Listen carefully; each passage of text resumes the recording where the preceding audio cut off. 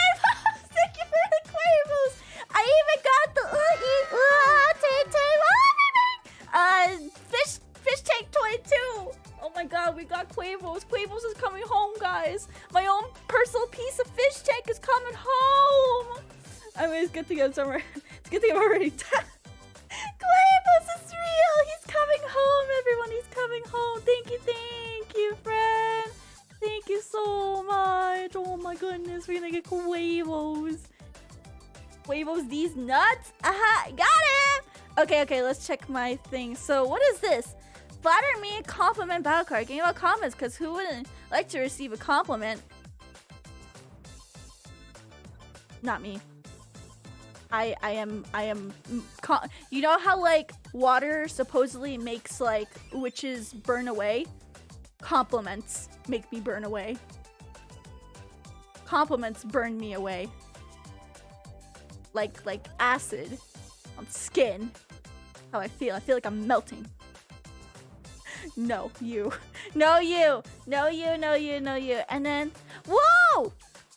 Patriots the model. Oh, okay. So I saw. So we're currently doing, or this week on Friday we're doing choose your show and tell, and y'all are showing me your battle stations. If you guys would like to submit any of your battle stations to what do you call it, to my Discord, feel free to use exclamation Discord. You get the link and all the instructions are in there. But I think it was Tap. I think Tap was the one that showed me that he has like one of these kneeling chair sort of things. Hold on. I want to view it. Can I view it? Hopefully it does not show my name on here. Okay, cool. It doesn't.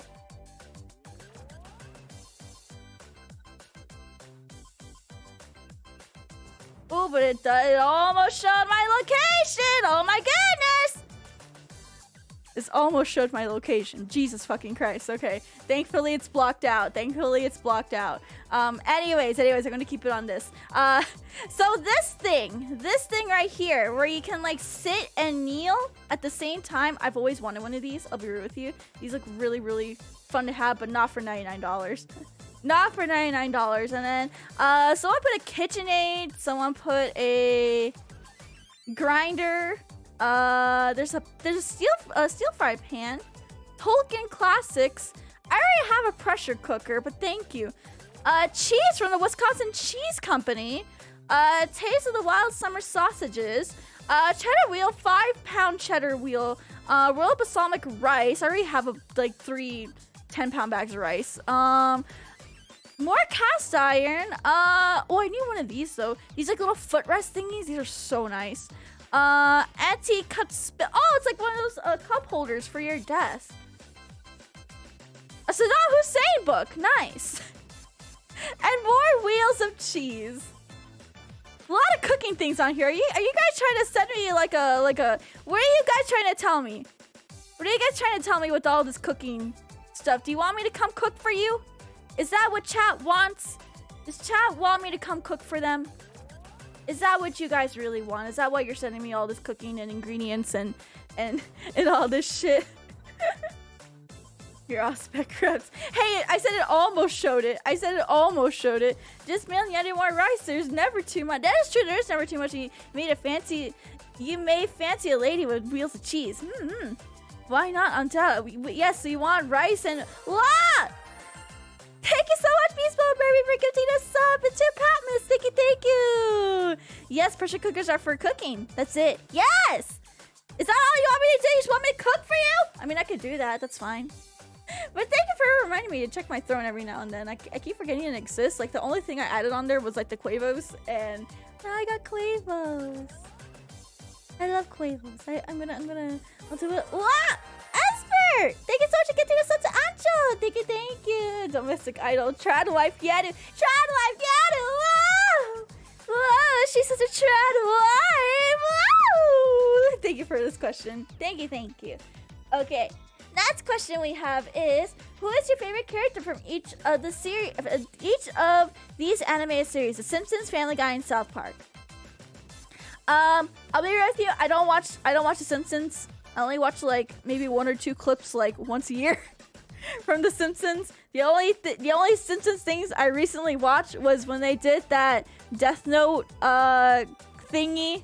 Like y'all know what I'm talking about, the Death Note anime or whatever. Like it was like one of the actual animators from Death Note, I think, that animated it. Yeah, that was like the most recent Simpsons thing that I watched. Other than that, I think I only watch like Simpsons clips like once or twice a year. So I don't really have like a favorite character. I mean, I guess I could pick Lisa because like she was the one that was in the Death Note parody. Yeah, the Death Note parody. Steamed Hand. Oh yeah, Steamed Hands is pretty like that's one of the few clips I watch a year of Simpsons. Is the Steamed Hams. Okay, Steamed Hands is iconic. Family Guy. That's a good question. I think I like Stewie the most, just because of how chaotic he can be. I love the Stewie and Brian adventures. Those are my favorite type of episodes. It's just Seymour. But yeah, the Stewie and Brian adventure episodes, like those are my favorite Family Guy episodes. Aurora Borealis. So I guess I would have to pick Stewie or Brian. Like it's between one of those two. And then for South Park, surprisingly, none of the main boys are my favorite. I actually have a tie. I like Butters. I like Butters from South Park, but I also like Ike as well. The Canadian baby Ike. So me and Brian says they're really just McFarlane role-playing with himself. He voices both of them. Yeah, but they're actually like really good. They're like one of the better episodes. Butters, I knew you'd pick Butters. Because Butters is a good boy, okay? He really, leave him alone. Let him cook. Let Butters cook. And then Ike as well. Ike has some of the best fucking episodes. Like, aside from Butters, like, Ike has really, really good episodes too. I think a lot of people would choose. I mean, you can't hate Butters. That's the thing. Like, the only people that hate Butters are the people who like, who like Cartman. Let's be real.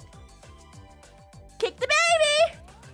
That means literally me, for real, no cap. But yeah, I like Butters and Ike. Butters and Ike from South Park, and then Brian and Stewie from Family Guy, and I guess Lisa from The Simpsons, even though I don't watch Simpsons.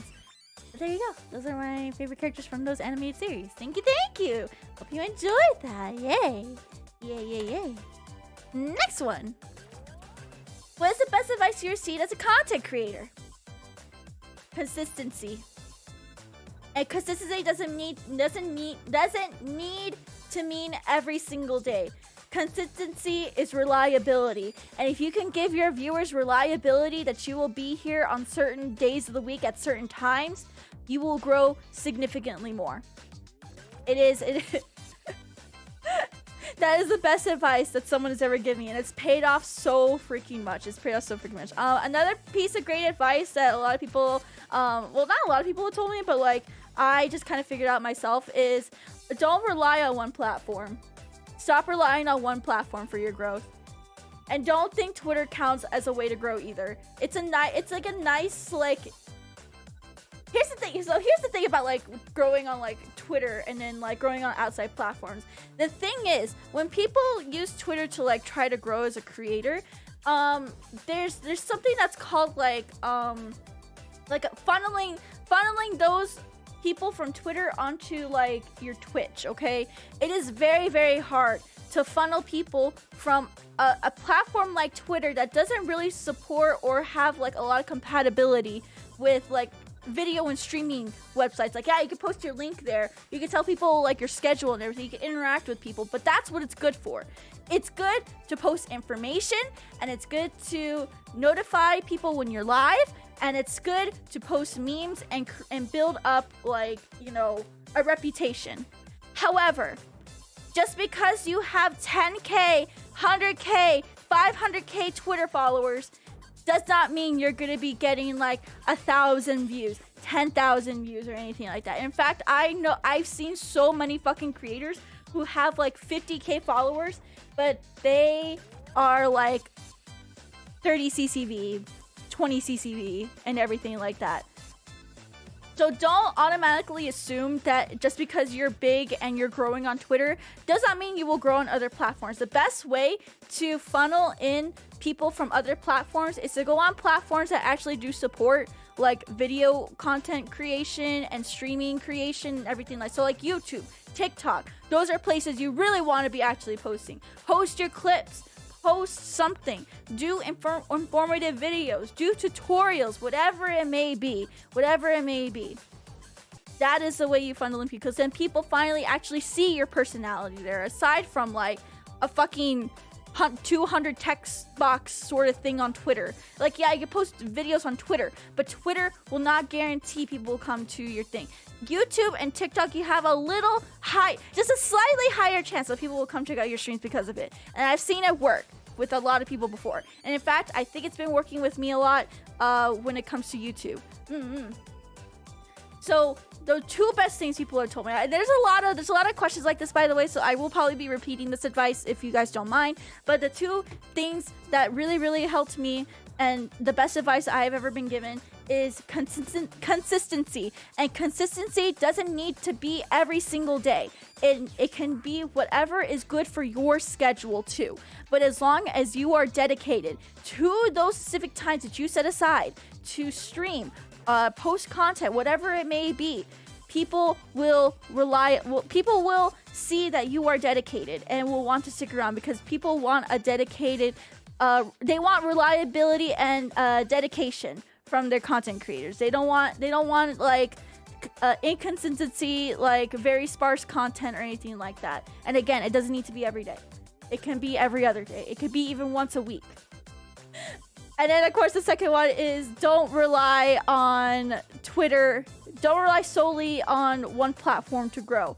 Don't just stay on Twitter. Don't just stay on Twitch. Branch out. YouTube, TikTok. Heck, I fucking hate TikTok. I stopped posting on Twitter because of how much I fucking hate it. But I will be real. It did get me a lot of views. And if I wasn't so, like, sussy, if TikTok wasn't so fucking sussy, I would be using it right now. TV shows being killed by yes, TV shows have been killed by inconsistent scheduling. Like, do you guys know, like for example, Cartoon Network is a really, really good example of this. Back in the day, there used to be specific programming blocks for like specific things. So for example, you have like Cartoon Saturday nights, and then you had like Toonami and everything like that, and then you even had like baby preschool kid programs in like the beginning of the day too. And then they started with all this bullshit where they got rid of like all of those programming blocks that are like dedicated to like specific types of cartoons, and people did not like that. And then of course it got getting replaced by a whole bunch of fucking Teen Titans Go. I don't want to see Teen Titans Go. God fucking damn it! That's all they ever show nowadays, and it's built up a reputation of them only having Teen Titans Go. So no one even bothers going to like Cartoon Network to watch shit anymore, because everyone thinks that all they're streaming is Teen Titans Go. And I know I just said consistency is key to like growth, but this is negative consistency. This is horrible consistency. Just doing one thing all the fucking time. But yeah, Cartoon Network's a good example of that. But I hope that those two pieces of advice are really, really good, and I hope we can follow that. Thank you. I'm not gonna delve on this question too much longer. Otherwise, I'm gonna stick on it forever. But yeah, thank you. Let's go on to the next one. Okay. Oh, another piece of advice. Thank you. Any tips on ways to spend more time out of the house? I think you mentioned trying to get out more, and I'm wondering what worked for you. Do something. Set a plan for the day. What helps me is like, okay, for example, this week I'm gonna go watch 2 movies this weekend. Okay, I'm actually going out into the fucking public. Okay, and I have a plan on what I'm gonna be doing. Okay, I have my main thing I'm gonna be doing, which is going to watch 2 movies this weekend. I'm actually gonna go watch 2 films that have It's Always Sunny in Philadelphia actors in it. Charlie Day has his own movie coming out this weekend. I think it's called what was it called again? It was something Paradise. It looked like a very artsy movie though. That's the only thing. Hold on, Charlie Day. Fool's Paradise by Charlie Day. And then the other one I'm gonna go see is Blackberry, and that one has the other dude from Sunny that I can't remember. And Blackberry is based off of like the phone Blackberry. Okay, so my thing is I'm gonna go see those movies. Okay, so in between going to see all those movies and everything, I'm like, okay, what else can I do while I'm out? Oh, I can go to this store. Oh, I can go out to eat to this place. Oh, there's like a nearby trail. I will go to that trail and take a walk before I sit down for a movie. I try to like plan around like what am I gonna be in? I'm gonna be in this area. What the fuck can I do in this area? What can I go explore in this area? Do research on where you want to go, what you want to do, and then like branch out from there. I've been trying to force myself out of the house as well. It's amazing how much being cooped up can negatively affect me. Exactly. Damn, I haven't heard the name Blackberry in ages. I just walk every day to get some exercise and fresh air. See, that's valid too. Like, and another thing is you don't have to like leave your house either. Even just going outside on your front porch, sitting on the front, just like drinking a drink and getting some sunlight in, that is so good for you. Another thing that can get dog walks are super good for you. That's how I get my sun actually. And then like walking around your neighborhood, if there's a nearby park, yeah, go do some laps around it. Like going outside doesn't need to be a big spectacle either, because I feel like with hashtag modern society, we need to make a whole event of going outside. We need to make it like a whole spectacle. No, it doesn't need to be a whole spectacle for you to go outside. It doesn't need to be actually special either. It can be if you wanted to. That's something that helps me personally go outside. Is like, okay, I have a special thing I want to go to. Like, for example, I want to go see Fool's Paradise by Charlie Day.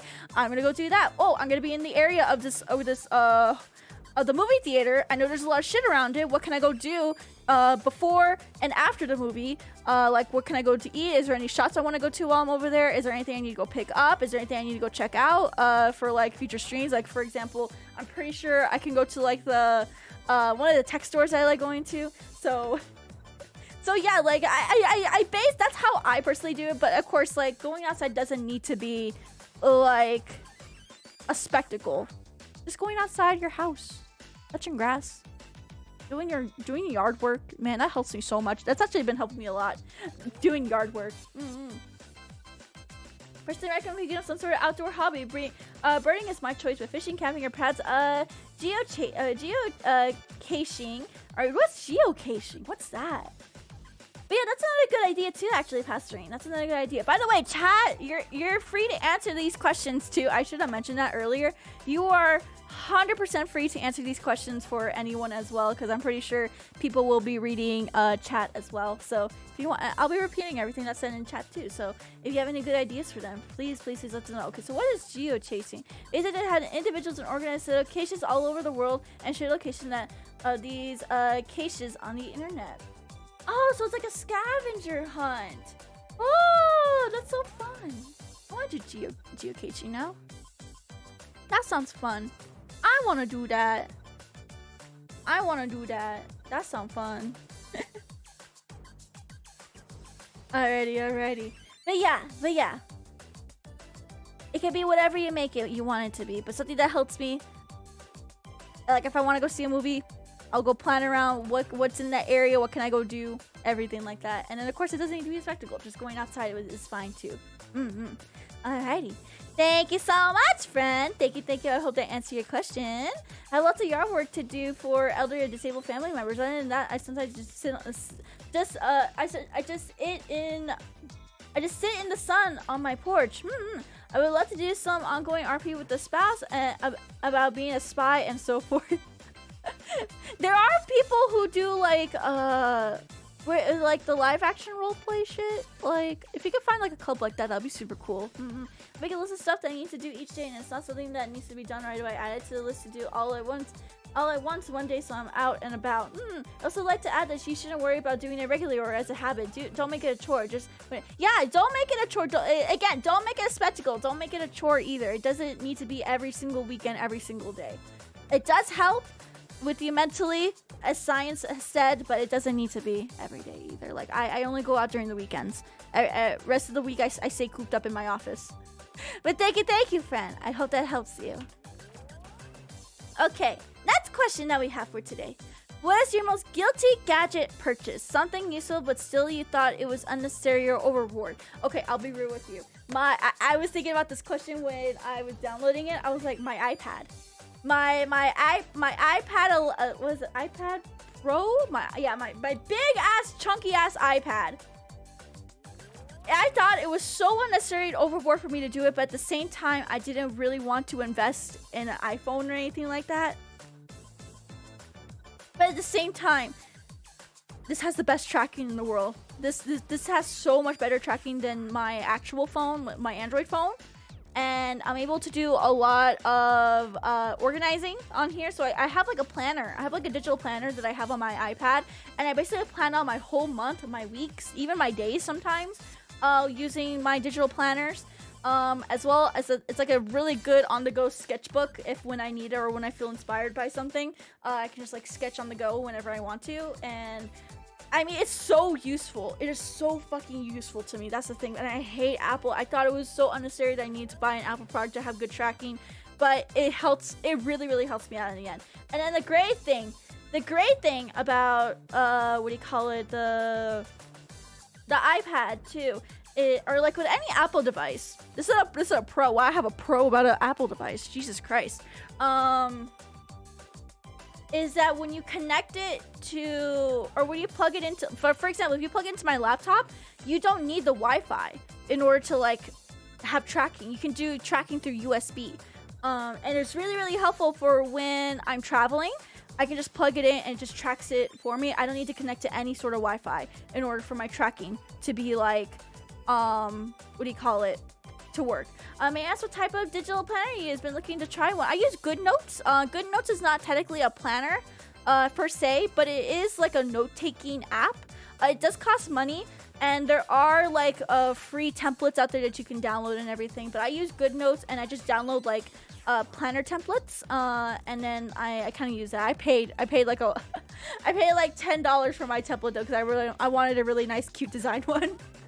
But that's what I use. And good morning, Azuri. How you doing today? Welcome. How are you? I hope you're doing fantastic, friend. Hope you're doing freaking-tastic. Yeah. Okay. But other than that, that's like my guilty gadget purchase, honestly. I thought it was so unnecessary, but as time went on, I used it so much. I used it so freaking much. Thank you for the hydrate, Ansha. Thank you. And honestly, I could not do a lot without it. I could plan my day in other ways, but I like having it digitally so that way I can just like take everything with me on the go. It is so nice. But that's my guilty gadget purchase. Thank you. Okay, next question we have. Oh, there's a lot of these type of questions actually. Man, I have one of the new iPad Pro 12.9s for a bit, but sold it when I got my Galaxy Fold and hadn't looked back even though I thought it'd be a novelty to keep a tablet in my pocket. Thank you. Always great to be here. Hope you're doing well too. I'm doing good. Thank you, friend. Thank you. Okay, we got this next one. We have a lot of friendship questions this month, which I'm very excited to be answering those. Okay, so this VTuber is a VTuber advice. So this is gonna be more dedicated to like VTubers, not really general. So I hope you guys don't mind that. I'm a new VTuber and I want to collaborate with other VTubers and form friendships with them, but social anxiety and fear of rejection is getting to me and I don't know how to approach them and go, hey, let's get to know you and maybe collab with you in the future without it going bad. Do you have any advice for me? Why? Okay, so you're already doing something very, very wrong here, friend. If you want to form friendships, don't talk about collabing. Because when you first bring up, when you're like, hey, I want to be a friend, I want to collab, and I want to collab in the future, that gives off a really, really bad, that's what gives off like the bad sort of like vibe that a lot of people tend to talk about, where it's like people feel like when people approach them and want to form friendships, they feel used. Don't talk about work or collabing or streaming or anything like that. Forming genuine friendships doesn't have to be based around VTubing, and it shouldn't be based around VTubing. It's a nice like sort of introduction to people, but if all you ever talk about with these people is collabing and streaming and VTubing and things like that, how can you form a friendship around that? You gotta expand outwards. You gotta expand outwards into that. Don't just focus on that they are a VTuber and that because they are a VTuber, they need to be, or that you feel like you would hit it off automatically. You know? Pouches and make friends because you like them. Now, yeah, make friends because you like them. I don't think you. I feel like this person doesn't want clout. Honestly, maybe they just like don't understand. Because I don't want to put accusations on them. It could be just they genuinely just did not freaking know. Okay, and that's so fair that they just genuinely didn't know. But if you genuinely want to make friends with someone, don't bring and they're like in the same community as you. So like VTubing, they're in the same VTubing space as you. The best thing you can do is talk about things that you guys can relate to. That's not VTubing related. Kraken is thank you so much for the follow. Welcome to the stage. Happy to have you here. But yeah, like how I form genuine friendships is I talk to people about things outside of VTubing. And I've had someone actually come up to me a lot recently and be like, hey, do you want to collab? Do you want to collab? Like when can we do our next collab? When can we do our next, like I feel like they were only interested in collabing with me and not trying to form like an actual friendship. And like that is the reason why I don't consider them my friend anymore, is because all they cared about was collabing with me. And who knows, maybe that's like their way of making friends, but this is not the right way to make friends either. Making friends, make friends, not business inquiries. If you want, I feel like when people bring up maybe like the part about maybe collab with you in the future, you turn that into a business inquiry, not a friendship. You know? It's like hanging out at work with superior and you get to talk about this, hey, can you help me get a raise? Yeah, exactly. It's like going out with like your work friends. Like when you go out with your work friends, do you talk about work all the fucking time, or do you talk about other things outside of work? Friendship is not a transactional relationship. If you want to get to know a VTuber, buddy, get involved with the community and streams. Smaller VTubers definitely are definitely a lot more approachable. Of course, as long as you vibe with their vibes or what they talk about. Looking for our business partners is valid though. If it's mutual, yeah, that's fine. I have some followers. No one wants to collab with me. Do I smell?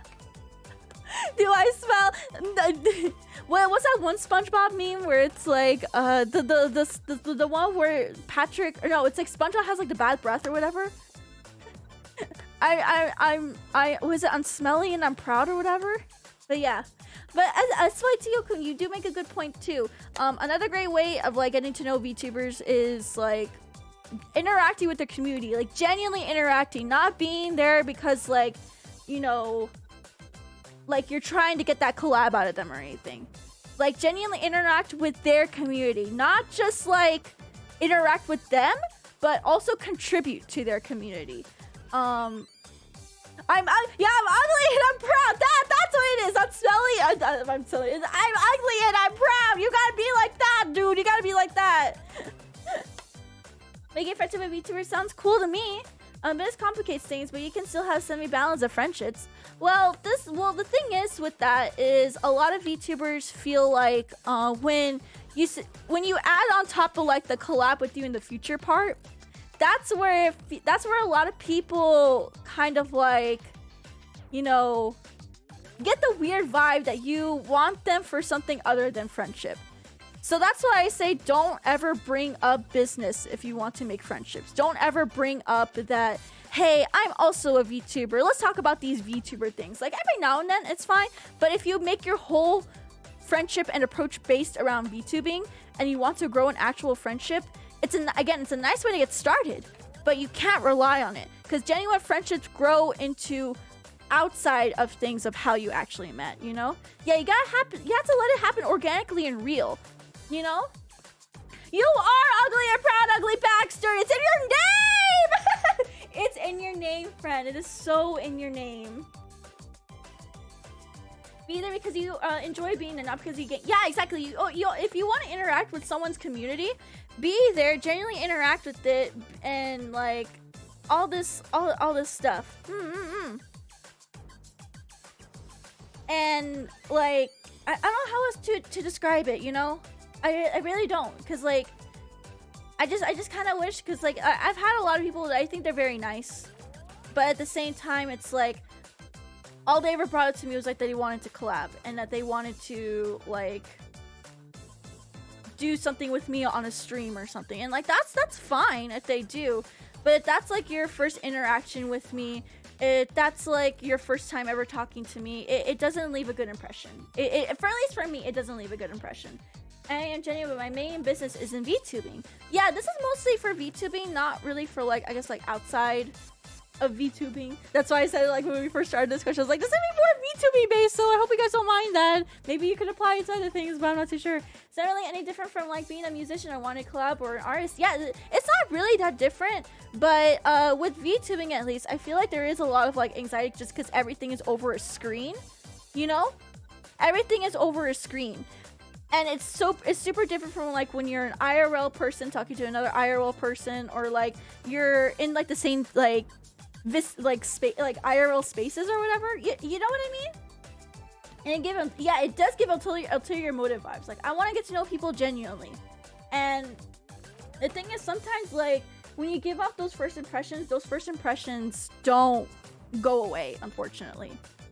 Like, and it's okay that you've messed up as well, but at the same time, like, you gotta understand first impressions really truly are everything. And if your first impression is like, hey, I want to get to know you and maybe collab in the future, that's already gonna be an impression that's like, you know, it's gonna last like forever, you know? Like, all I'm gonna know you for is like, oh, they just want to collab with me. That's it. Like, everyone's gonna look at the collab part first before get to know you. Because if you really wanted to get to know someone, you would just say, hey, I want to get to know you. I noticed you like this, and I would love to talk about this with you in the future. But the fact that they didn't bring up like the this, Devil Hospital, thank you so much for this prime. Thank you. Yeah, biggery, especially when it's most difficult to vibe check others for their intent. Yeah, exactly. It is very hard over the internet. Interacting with people on the internet is so fucking hard because there is no way to read intent. There's no way to read things like sarcasm. There's no way to read like the mood of their message or like their tone or anything like that. Or like you can't like attach a face to it, even if you have like emojis and everything. It is so hard. And I don't fault people for, you know, having a little more guard up than other people, you know? You shouldn't fault them. By the way, Void AZO and Kritzcast, welcome. You want to be my friend? No collab. The Kritzcast, you are so cool though. I want to be your friend. It's like that's because like I think Kritzcast is actually a really great example of this. Like Kritzcast, I didn't know who they were actually, but they came in and just started playing in my community, played every single TF2 stream, and like I generally got to know them through like them being in chat, playing game with me, and that was like honestly my best way. That was like the best. Honestly, that was like the most fun way, most best way. I would always recommend someone just genuinely interacting with someone. Like now, I genuinely want to be their friend because like we have an interest in TF2, and they genuinely came here, interacted with me, and like yeah, Chris Cass Olev, by the way, Chris Cass Olev. They're a really cool TF2 podcast. If you love TF2, you love podcasts. Do you love TF2 and podcasting? Oh my god, it's in one. Go check out Chris Cass, guys. Like. And like the same thing with like I think my relationship with Let Me Tell You About, like if you don't know what Let Me Tell You About, they're another podcast. I have a lot of podcast friends, Jesus Christ. I have a lot of podcast friends. They're another great example of me actually like going up to this. So this is an example coming from me going to them actually. Not them coming to me. So I was a huge fan of them. And what I did to like, you know, get to know them was like, I went to their Discord and I just genuinely started interacting with them. And I thought, man, they're so freaking cool. If they had like any VTubing questions or like, they would make jokes about like VTubers, I'd be like, haha, like, yeah, like genuinely talking, interacting with them. And then eventually like, they started like talking to me personally. And then that's actually how like we were able to do like 2 different collabs, by the way. We did 2 different collabs together. Probably gonna do a third one. I kind of want to do a third one with them. But like that is how I at least did it. I just went in and just kind of chilled there, interacted on their Discord, talked to them personally, told them I was huge fans. If they had any VTuber questions, I would be any VTuber jokes that they had, I'd be like, haha, like, yeah, I'm the VTuber expert. Like, we just made it chill. We made it chill. We made it approachable for each other, and it was so fun. It was just very, very fun. Can I apologize for asking this question? I didn't know it would be a total secret. I generally didn't know asking for a collab would give out bad vibes. Generally. But that's the thing, though, Miyako. A lot of people just generally don't know, and it is 100% okay that you didn't know. But do know that, like, those first impressions kind of do last at the same time. Like, and this is coming from me, who also did the same mistakes too. Because there are certain people that think that, like, I'm trying to use them still. And like, those impressions don't go away, unfortunately. But what you can do is, like, you know, learn from it and maybe do better next time. That's all you can do. You can't really bring yourself down for, like, this sort of shit either. Like, you gotta learn and just move on from it. And if you constantly just bring yourself down for it, you're never gonna have friendships, you know? But yeah, those are two examples I come from. So to repeat off, if you genuinely want to make friends with someone in VTubing, just don't mention collabs. Don't mention anything about streaming. Like, don't mention any of that sort of shit. Like, it's gonna give off a bad vibe, and people can't read intent over the internet. So while you may not have that intent, other people may interpret it as something different. And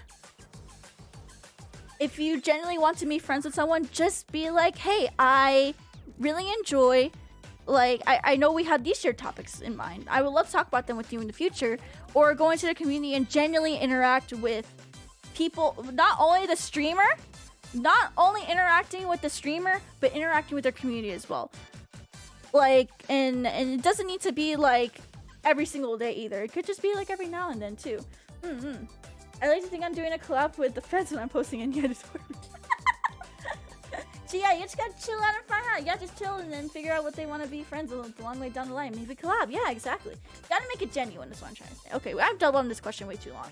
But I love these type of questions because, like, not a lot of people say the things that I say. And if I were to say thick shit like this on Twitter, I would definitely get canceled.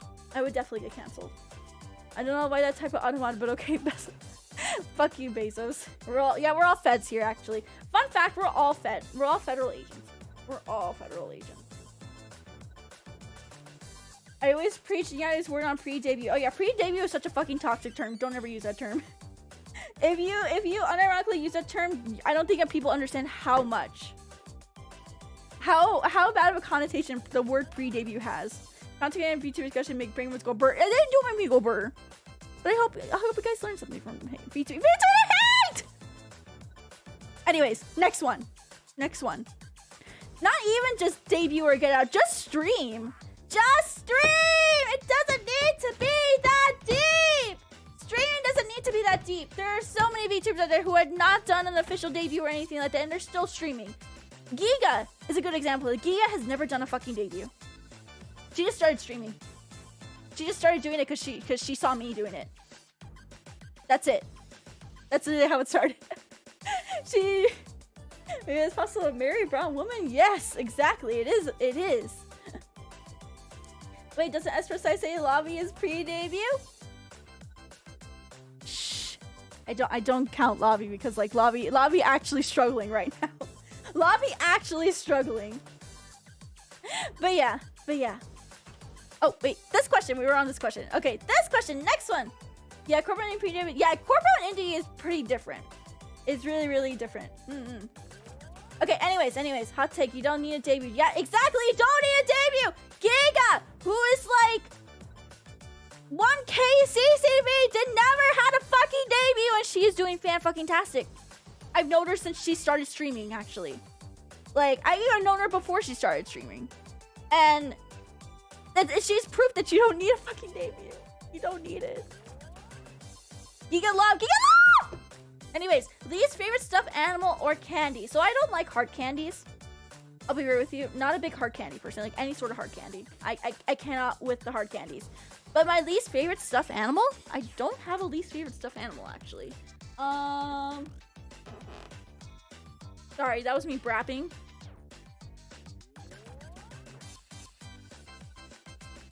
Yeah, I don't have a least favorite stuffed animal, honestly. I think my least favorite stuffed animals probably had to be my Nezos or my Nezo Betties. He's struggling to find the milk. I started streaming and recorded recently. Usually nobody other than a couple of friends. I made a clip from that stream and managed to get over 1,800 views from. So I'm over the moon right now. That's so good, Scarfback. Congratulations. You see them as a waste? No, it's not that I see them as a waste. They are just so hard to display. And if you don't want a Nezo Betty, if you don't know what a Nezo Betty is, it's pretty much like these little motherfuckers. Hold on, let me get a good example of one. I gotta get a good example of one. Otherwise, like, you're not gonna understand what I mean. Okay, this is a pretty good example. This is a good example. Okay, so these little motherfuckers. God damn it! They not a web BP. I don't want a web BP. God fucking damn it. Holy shit. I literally don't want a web BP. Okay, that's a PNG. I will take that. Okay. So these little motherfuckers here. Oh my god, this is a horrible size. But these, don't mind it's in Spanish, okay? I can read it. So these little motherfuckers, these little plushy thingies, these little Nezo berries, I love them to death. They're so good for cuddling. And Phantom, thank you so much for the follow. Welcome to the stage. Happy to have you here. On the Nyaru's WebP conversion extension, I will one day, remember them. Least favorite cinnamon roll. No, I love cinnamon roll. I love any cinnamon roll plush I get, but these little motherfuckers, I love these plushies, okay? Don't get me wrong. They're probably the cutest fucking plushies you will ever fucking own, but the thing is, they are so hard to display. Like, where the fuck do I put these things? I've tried multiple times to find ways to display them. They are so long. Their heads are so huge. You try stacking them, they end up falling over, and there's no proper way. There is no fucking proper way to display these things. And like, honestly, you can only own one. You should only own one. I have, hold on, how many do I have? 1, 2, 3, 4, 5, 6, 7, 8, 9, 10, 11, 12, 13, 14, 15. I have 15 of them. I have 15. And I cannot display any of these fuckers. The only two I have on constant display are my Remilia and my Flan, because they're right next to all my Fumos. They're next to all my Toho plushies and Fumos. It looks like you can stack them in. No, you can't stack them in a period. No, you can't stack them in a pyramid. I have tried this. They fell over. They fell fucking over. Because here, let me show you. Hold on, let me show you why you can't stack them in a pyramid. So look at their shape. Hold on, I'm gonna download one with the shape, okay?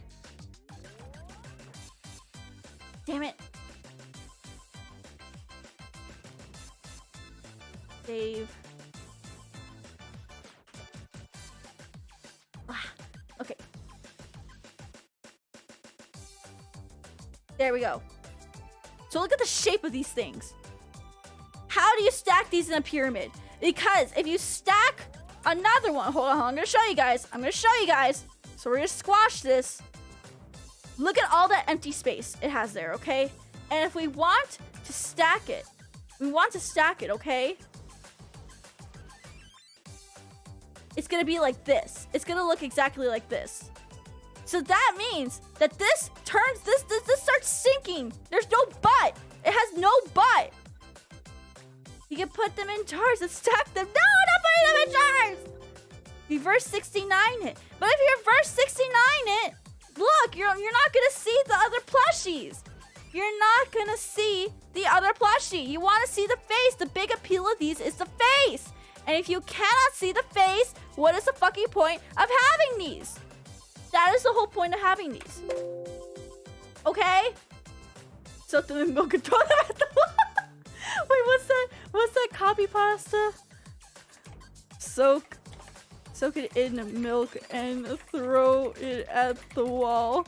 Oh, I want to read that copy pasta now. I used to have this Webkins that I used to pour milk and suck the milk out of, and Wait. I love this. I used to have this webkins that I used to pour milk on and suck the milk back out of it, and it was sopping wet all the time. I used to slap it against the wall and make a loud thud. I love that. That is such a good coffee pasta. That's a very fucking amazing coffee pasta.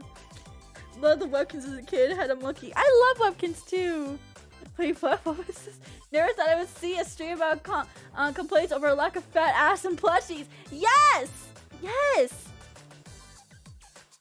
But yeah, I love those plushies. It's just so hard to display. Next one. Ah! So Ancho can answer this if he wants to. Actually, I did ask Ancho about this a couple of days ago. But this is a good question. Good question. Will Shirayuri Productions open auditions soon? Ancho has left the chat. No. Yeah, because I'm gonna call him the fuck out. I'm calling him the fuck out. So essentially what Ancho told me was that we were originally going to be launching some auditions this year. However, we're gonna have to delay them due to some planning that we're doing with how can I even say it? We have something planned is what we're trying to say, but it's being delayed. It's being delayed. But however, if Ancho can correct me, Ancho, please feel free to correct me. Where's the new talent at, Fishman? Yeah, Fishman, where is it? But Ancho, feel free to correct me if I'm wrong. I think we're gonna be doing a combination of like adoptions and new talent and like new original talent as well. So if you are a VTuber who is already established and would like to audition for S-Pro, you should be able to get an opportunity to do that. And as well, if you're the Shirayuri Invaders, yes, mostly adoptions as we've done. Oh, mostly adoptions. So it will be a mostly adoption based. So if you are a VTuber and you're already established, but you want a little bit more help with everything, Shirayuri Pro provides so much behind the scenes help to me, honestly. Whether it be like sending emails to events, getting me into events, if anything, handling a lot of I'll be real with you. Having S-Pro looking over fucking contracts literally saved my life. Saves my life so fucking much. I don't think you guys understand, like, how important it is to have someone to, like, double, triple read over contracts. And having a reliable lawyer, multiple lawyers, mind you, look over contracts. That is so fucking good. It is, like, the best thing that S-Pro has ever provided for me, honestly. And, of course, they help me with, like, debuts and shits like that. And upgrading assets and marketing, merch, all that jazz that you guys don't really notice that it is done by S-Pro until like the chuuu says it's done by S-Pro, you know. So yeah, I only know one Fishman. He takes the psych course for protected talents. Well, guess what? Did you know that Ancho is the original Fishman? Cause S-Pro debuted before Base Connect. And Ancho had his cute little fish avatar before everyone else. So we are the cool kids here. We are the OG cool kids. The VTuber contract talk hits you really, really hard. Wait, word? Yeah, seriously. S-Pro debuted in September 2020? Yeah, like, or August 2020. Yeah, it's kind of a bigger fish. Anchovies are tiny. Yeah, objectively, yes. But anchovies came before. What the fuck is Sakana anyways? What the fuck is he? What the fuck kind of fish is he anyways? He's like a fucking salmon or some shit? What the fuck is he? Oh, he's tuna. Okay, but he looks bigger. Yeah, okay, he's a tuna guy. He's way bigger than an anchovy. He's a fish last time. Is he a tuna? Is he tuna? He does look like a fucking tuna. No bully the fish. Anchovies are more yummy though. Tastes oversized. Is he a tuna? Tuna's fucking giant. Yeah, tunas are pretty big. But yeah, TLDR. S-Pro will be opening auditions. Hopefully soon. I really hopefully soon. Originally we were gonna be doing it. I think around this time of year, but unfortunately we had some delays happen. We're also waiting for a bit of funding as well, so that we can guarantee that all the talents that come in will be able to have the financial support that they need in order to, you know, be successful once they transition into S-Pro. So if you are a VTuber or anything like that, or if you're just super excited to see more from our corpo, please be on the lookout for it. Please be on the lookout. Gen 2, yeah, Gen 2 will be soon. I hope soon, Ancho. I want us to grow. I'm not carrying everything, but I'm carrying everything. Come on. But thank you. I hope you can audition for S-Pro once the time comes. Thank you, friend. Next question that we have: how do you find friends? What does it mean to have a friend? How do you know you have friends? My best judgment for when you want to find friends, have a friend, or when you know you have a friend, especially when you know you have a friend, is when you're able to talk about things outside of the initial thing that started your friendship. So like, we're gonna take the VTubing thing for example. So like, you get to know each other because of VTubing, okay? But do you stay stuck in that conversation of like only talking about VTubing, or you start delving deep into more topics, deeper topics, simple topics too? Doesn't have to be deep or simple. It could be either or. In my stage, I just did things together with people, and if we like doing things together, because yeah, that's another thing too. It's like if you really enjoyed being around this person, you know, and they genuinely like being around you, and they keep like wanting to do things together. That's another way. That's how you know you have a friend. You never know when you find friends, but I found a friend on Reddit once, and I hated it. Hey, I found friends on the silly basket weaving forums, and honestly, I think those friends have been way better friends to me than anyone that I've met in certain outside communities or anything like that. You know, you have a friend when they show up to help you move. That is so true, though. That is so true. That is a great way to know. I can't even remember how I got the few friends I have. It's like one day they practically don't exist, and the next thing I'm in the garage playing Halo. I have no idea how I got there. You just gotta let it happen naturally too. We forum can be toxic, but the people there are honest. Yeah, that's the thing. I think that's the reason why I like people from there, is because they're honest and real. Even if it's behind like a silly anonymous name. Like, I appreciate honest and real people over people who just like want to kiss up to me and do all this crap, you know? I don't want to be kissed up to. We're in the same level. You can't treat me as a fucking human or just another person, then honestly, I don't think we can have a good friendship. Friends help you move. Real friends help you move a body. That is so true, though. See, all my friends I made online was literally because we live in the same state and hate the same city. My cousin, actually, he was super into like the Toho. He still is super into Toho, but like he went to, I think it was like ASIN. Well, whatever. I think, or was it? I forgot what con brought Zun in like the 2010s. But there was a con that brought Zun, the creator of Toho, to America as a guest. And of course, the whole community went fucking nuts.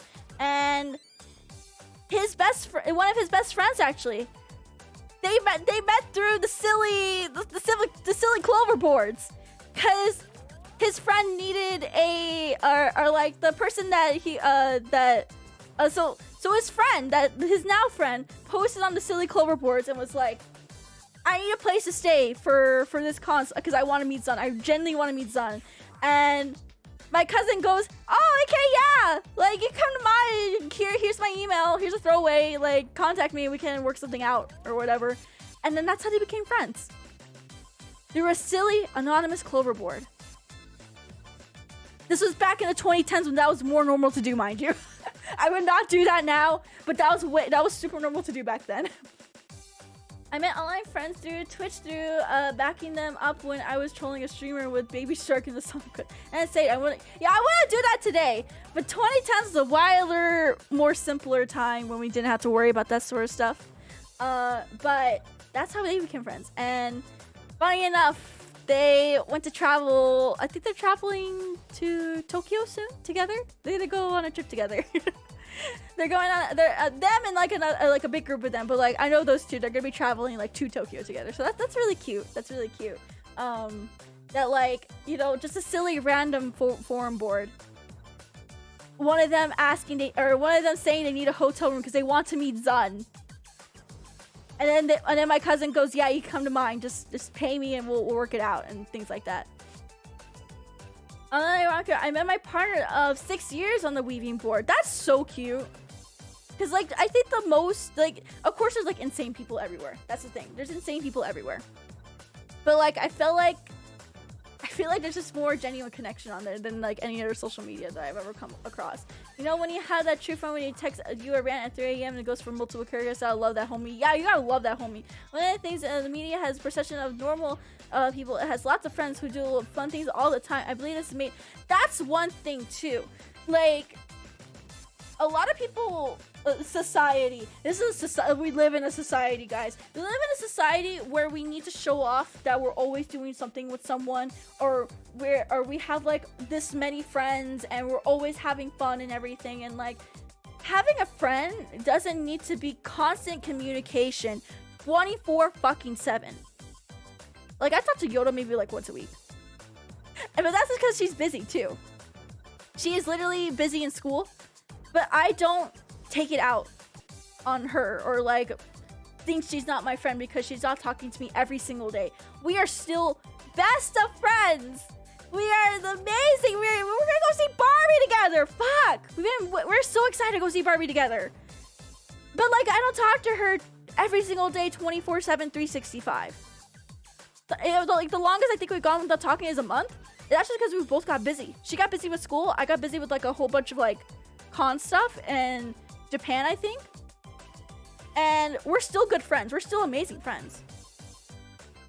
You don't always need to be, you don't need to be partying every day. You don't need to be contacting your friend every single day. You don't need to be playing video games with your friend every day.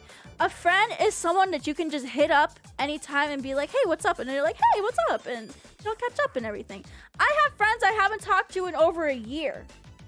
And if they were to hit me up, like right this second, I would be like, oh, hey, what's up? I wish I had a Barbie. I mean, a friend. You're silly. You're silly.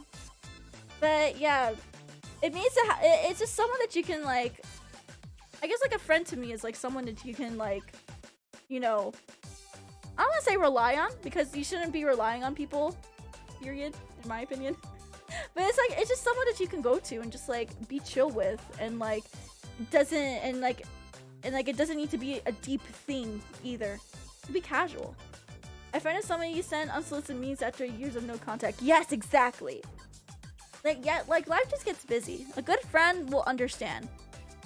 A good friend will understand that you're busy. A good friend will understand that they are busy too. So, But if you want to find friends, just let things happen naturally.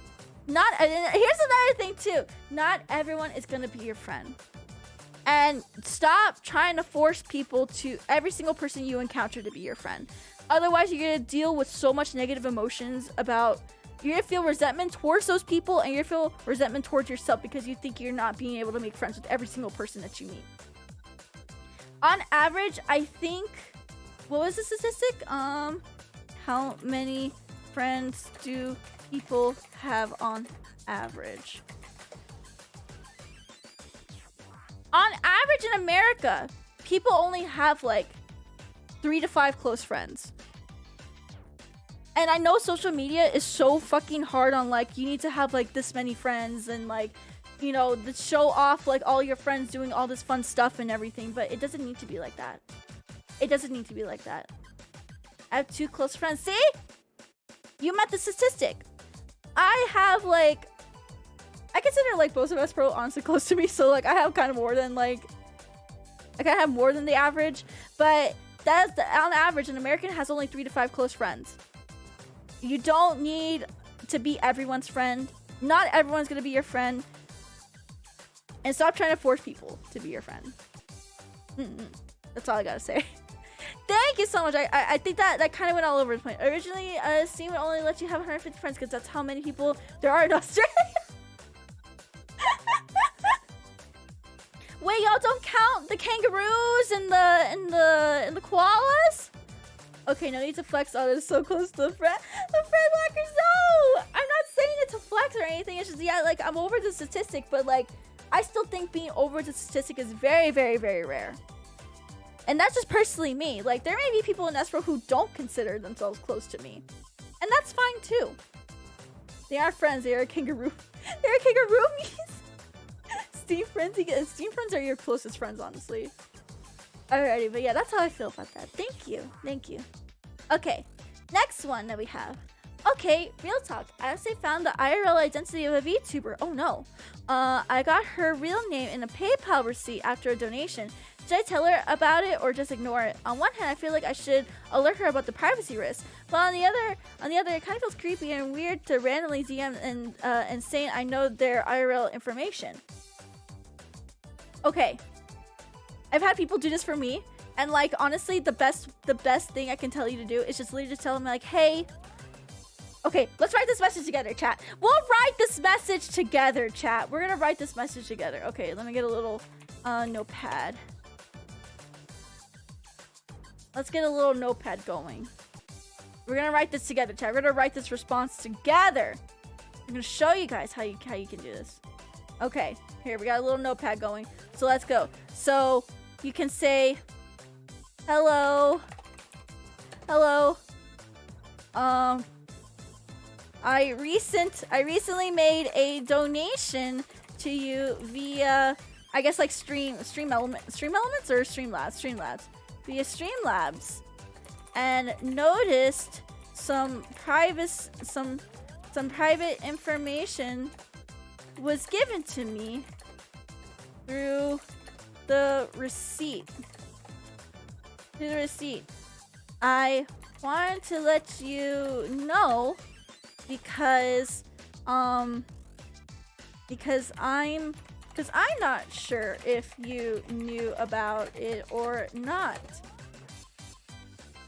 Please no. Wait. I'm not. So hold on. I recently made it. Okay. And we'll do that, and then I'm not really sure if you know about it or not. Please don't worry. I won't. Please don't worry about the information with me. Actually, no, don't say that. Don't say that. I think this is good. Okay, there you go. That's all you need to say. So say hello. I recently made a donation to you via Streamlabs and noticed some private information was given to me through a receipt. I want to let you know because I'm not too sure if you know about it. I hope you can fix it and have a great day. With a smiley face. There you go. That's all you need. That's all you need. It's so simple, chat. It's so simple. See how simple it is? See how simple it is, chat. It don't need to be that deep. You can just sorry. You can just it's just that simple. It's just that simple, chat. It's just that simple. I hope that helps. Dear streamer, you say you're showing out Dr. Name and we'll let you know in case you don't. Hey, may I donation and show you real name? You might want to check that for the future. It's a shorter. That's a good short one too, actually. The TLDR version.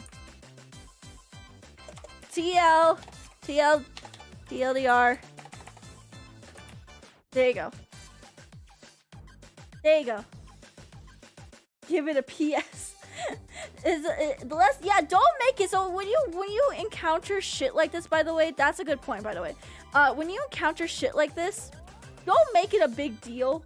Don't hold it over their head. Don't make them feel bad for it either. Just let them know. Just let them know that this is something that you noticed, and like maybe this is something that they just genuinely didn't know about. Wah! Jittle Penguin sacrificed $5 What from the the wallet. fuck? Can you press your bare feet against my face and wiggle your toes playfully before my eyes? It's an gonna cost more than $5, buddy, but okay. It's gonna cost way more than $5. But thank you so much for the $5 dono. Thank you. Ask ChatGPT to write this note for you. Yeah, just ask ChatGPT. Ask ChatGPT. Is this made a donation to you via streamers? I know some people, some PL info was given. So a lot of people don't know the acronym for private life is PL. So make sure you just notice some real info was just say real info, because I actually said PL to a couple of people. And they're like, what the fuck is PL? What is PL? So you're saying, is there an amount you'll do it for? Maybe. For charity. Donate $1,000 to the American Heart Association. I'll do it. Everything needs to return someday. I don't have feet. I mean, I have feet, but like not like that. But yeah, that's how I would do it, friend. That's how I would do it. I hope this helps. Who win a fight, guy from Berserk or Kirito from Sword Art Online? Neither. I hate these kind of questions, I'll be real with you. If the Nyaru comes out, what sound will it make when you squeeze it?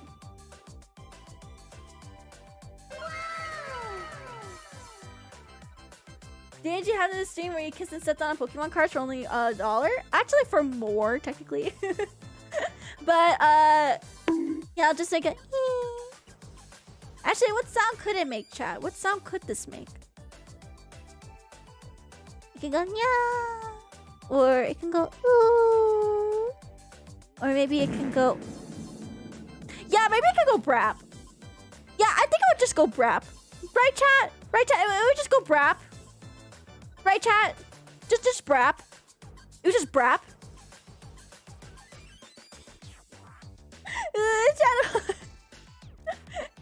Good choice.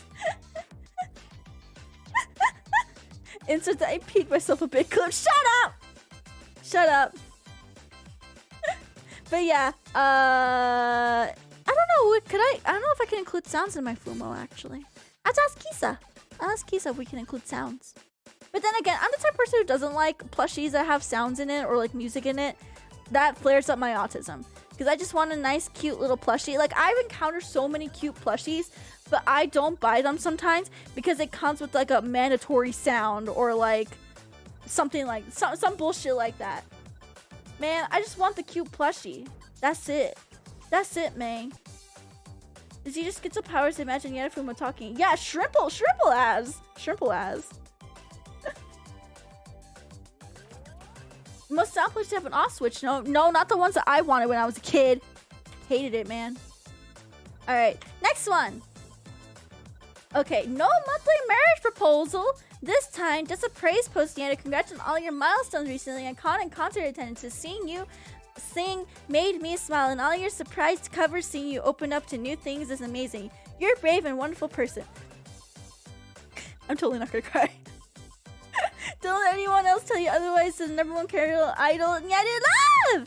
And if you ever think otherwise, I'll correct you and make you accept any compliments you get, because they're all facts and oh shit.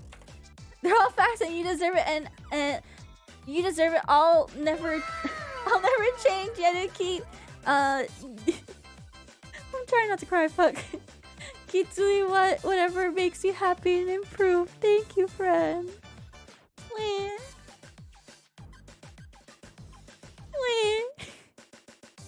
I love getting messages like this. It makes me feel nice.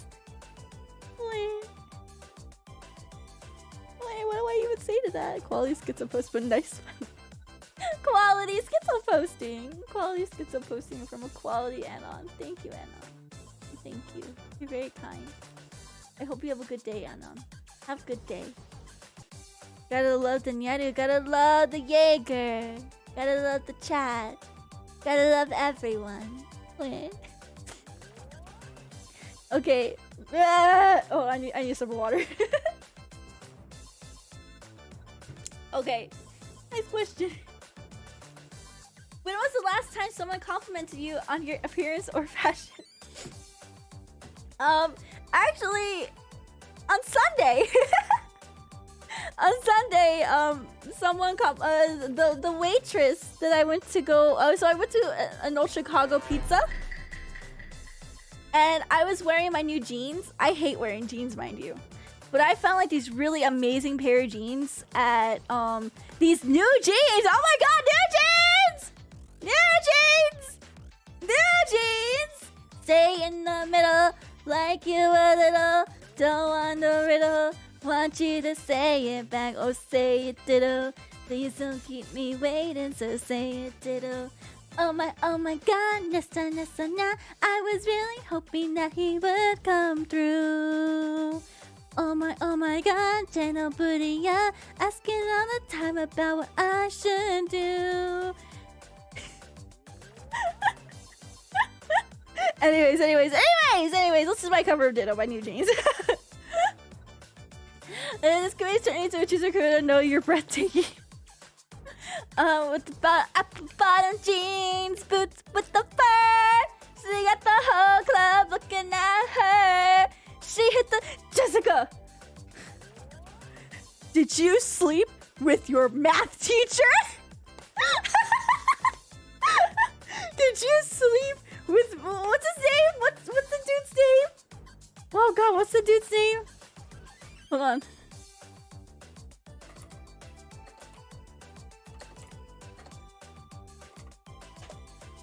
Okay, I have it here. Jessica, did you sleep with your goddamn teacher? What? Did you sleep with your teacher, Mr. Wilson? Mr. Wilson, no, I didn't! Yes, you did! I gotta do a dub of that one. Oh, you a little slut. Mom, I didn't do it. Jessica, you little slut. I was failing chemistry!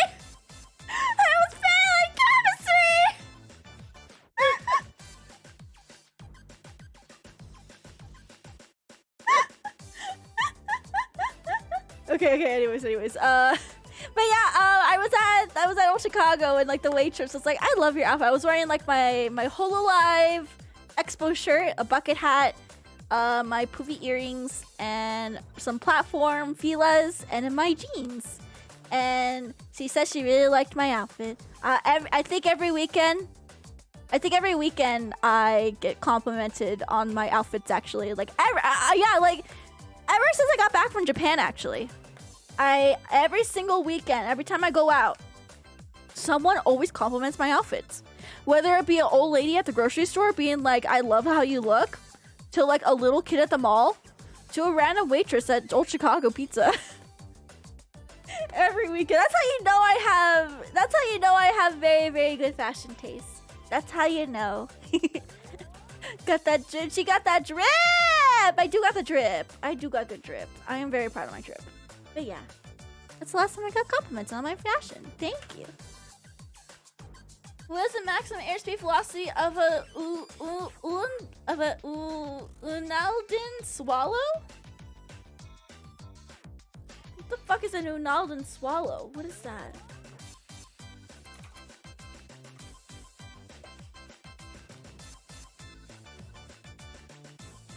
Huh? Is this a Monty Python?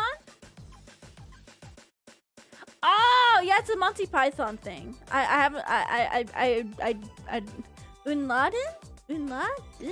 Huh? Like Bin Laden? I don't get it. I watched Monty Python. I don't get that one.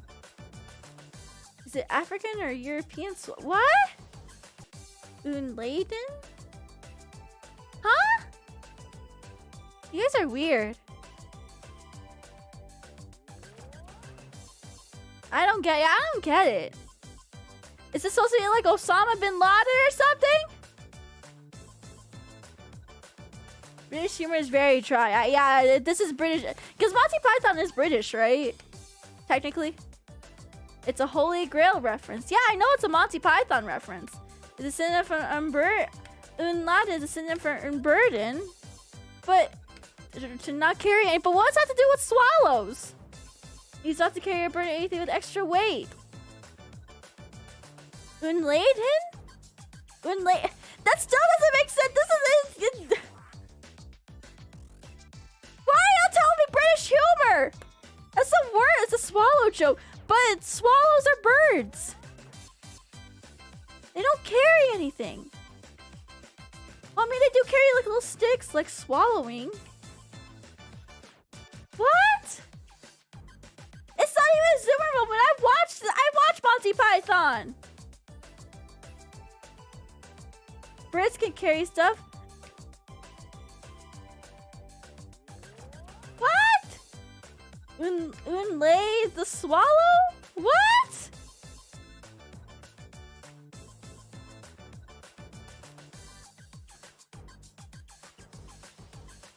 This is not I bird joke. What? This is the most unfunny joke I have ever heard. I'll be real with you. I think, cause like I've heard this before, Monty Python. I never fucking got it.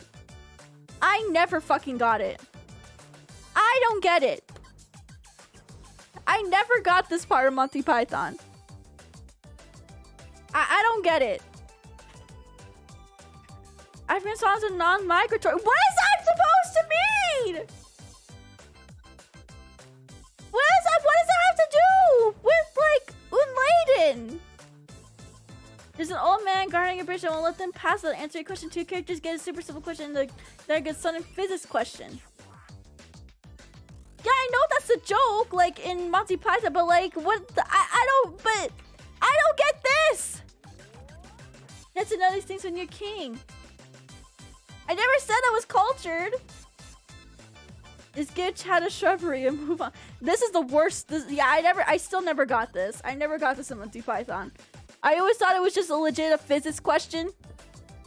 But yeah. Okay, next one. I'm not gonna say on that. I'm not saying on that. That was the worst thing I think that was ever sent to me. And I've had a lot worse things sent to me. How do you stay fit / lose weight? Been really struggling with myself since lockdowns 2 years ago.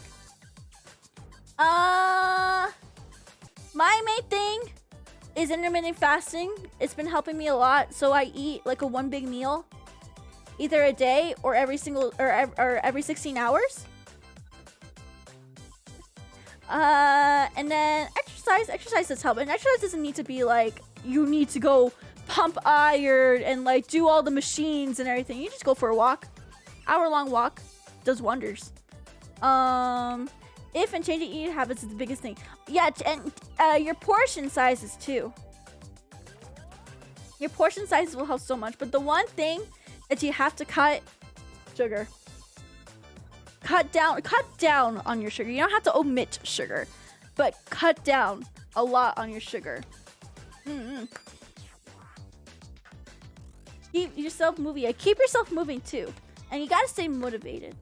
Eat less, move more. That's the answer. Anything else is a very that's a pretty good TLDR actually. I've been fasting for 4 minutes between ice cream meals and I'm not losing weight at all. No, that's been 16 hours. So you can have your next ice cream. Less sugar, more green onion. Counting calories helped me a lot. I actually would go against counting calories, especially if you aren't mentally capable of like not getting obsessive over things like that. Show me your motivation. My motivation is so that way I can look good whenever I go to cons and people don't make fun of me. That's my motivation, is to not be made fun of and to go to cons and you guys think I'm cute. That is my motivation. If you feel the same way, yeah. In the words of Crunch Bandicoot, just eat less and exercise more. I wouldn't say eat less and exercise more, but there's another thing is like you gotta tailor whatever you're doing to yourself.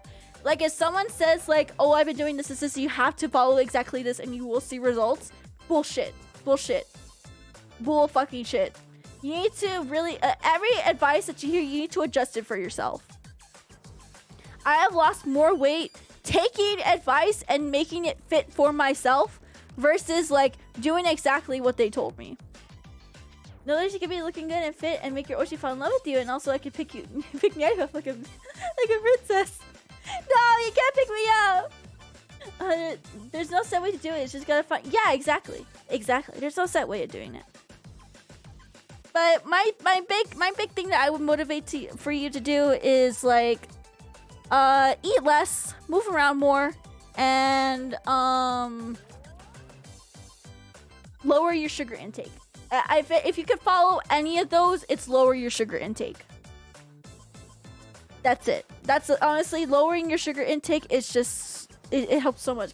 Counting in and calories out.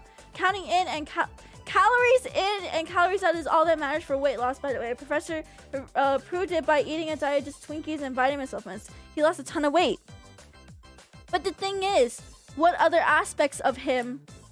What else did he do? Like, what is his body type? What is his family history? How did he start and then how did he end?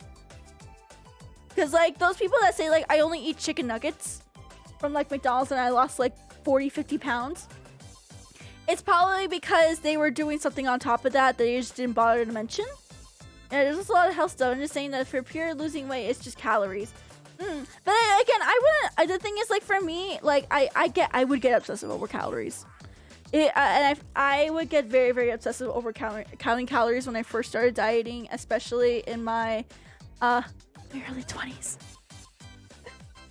I got really, it almost became a sort of like, I don't want to say disorder at one point, but like not a lot of people are like mentally capable of counting calories and everything, because it can turn really, really obsessive for some.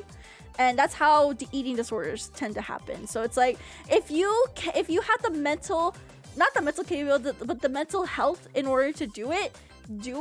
But if you know you can see yourself getting obsessive over it to a point where it becomes unhealthy, I would go against it. Hi Jake, are we here to eat Nyaru for our caloric needs? No, we are not. But thank you. I hope this helps. I hope my perspective at least helps, and chat's perspective at least helps. There's a lot you could do, but there's no right or wrong way of doing it. The main thing I can tell you is just eat less, move more, and take your sugar.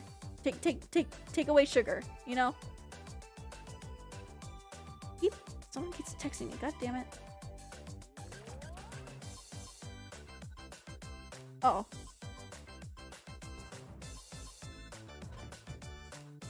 Take your sugar. No, you can't. No, seriously, like the one thing that's been helping me lose weight is like decreasing my sugar. A very accurate measure of your average daily metabolic rate, counting calories does work. Yes, only if you are able to do it in a that's the only thing though. That's what a lot of people are like kind of missing, I feel, is like, I'm not saying don't count calories. I'm saying don't count calories if you cannot if you don't have the mental health to do it. There's your best weight loss motivation right there, spite. I mean, that's a good way to live too. That's a good way to lose weight, by spite. That's how I do it, because a lot of people call me ugly. Don't drink sodas, consume a lot less sugar, and try to eat more and clean ingredients. Also, don't drink beer and wine. That's hard for a lot of people. Alcohol actually is very hard for, I found in men at least. It's very hard for them to get rid of alcohol. I'm about cutting stuff out slowly. That too, you have to do it slowly. You can't just like cut it out like automatically, you know? Alcohol kills gains. I mean, not a lot of people want to gain though. That's another thing too. I feel like when we're talking about like losing weight and everything, we're also thinking about like, oh, we have to gain muscle. It's like, not really. I mean, it does help, but not really. Alrighty. But yeah, TLDR. I think if you could do anything, just cut out your sugar. It does way more wonders than a lot of people like to think that they do. But again, there is no right or wrong way of going about it. It's whatever works for you, because everyone's gonna give you a whole bunch of different advices and everything. And everyone's gonna tell you should be doing this and that. Don't do exactly, you could try doing exactly what they're doing, but I wouldn't. because what works for them may not work for you, and you're gonna get frustrated that it's not working for you, and then you're gonna end up giving up. So tailor make what you can do for now, and like build up on it, you know? Alrighty, thank you so much though. I hope that helped. Okay, I have 2 pet questions. I think they're like the same question actually, but it's fine. Besides Yoshi, what other kind of pet would you want to have, assuming you were able to adequately I want a serval. I want a serval. Do you guys know what a serval is? I want a serval. It's illegal to own. I want one of these fuckers. I want one so bad.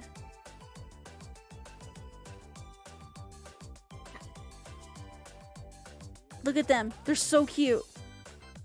These motherfuckers are so cute. I love them. They're literally the cutest things alive. Isn't that a floppa? Floppa? What's a floppa? They made the camera coming out friends real. Funny cat. Ha, funny cat. They're so cute though. Look how long they are. Look at that baby. I'd do anything to own a serval, honestly. If I ever become a millionaire, I want to legally own a serval. I will move to whatever state I am able to own this motherfucking cat. I will do it. I will do it. They're so cute. They're legal in Texas, I believe. Are they illegal in Texas? I thought they weren't. Because like I looked this up. I looked this up when I was like going through a serval phase, and I found out I thought they were illegal. Long cat long, he's so cute though. Oh, why not illegally own a serval? The government doesn't need to find out, because I want to be able to properly take care of it.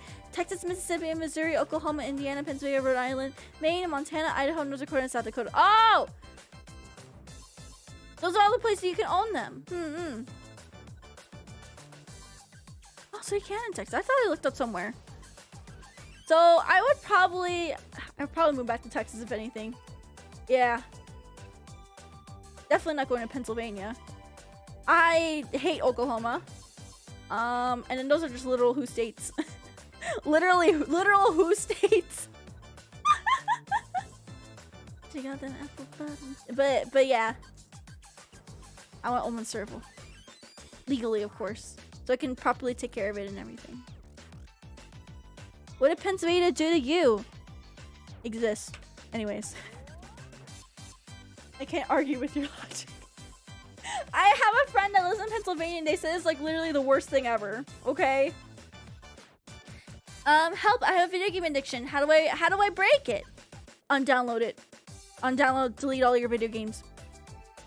Just delete it. Lock yourself out. Touch grass. Okay, that was another epic stream. Have a great night. Take care. Thank you so much, guys, for being here. Thank you. Welcome to This Is Gaming. How are you doing today? Switch to a card game addiction. No, don't switch addictions.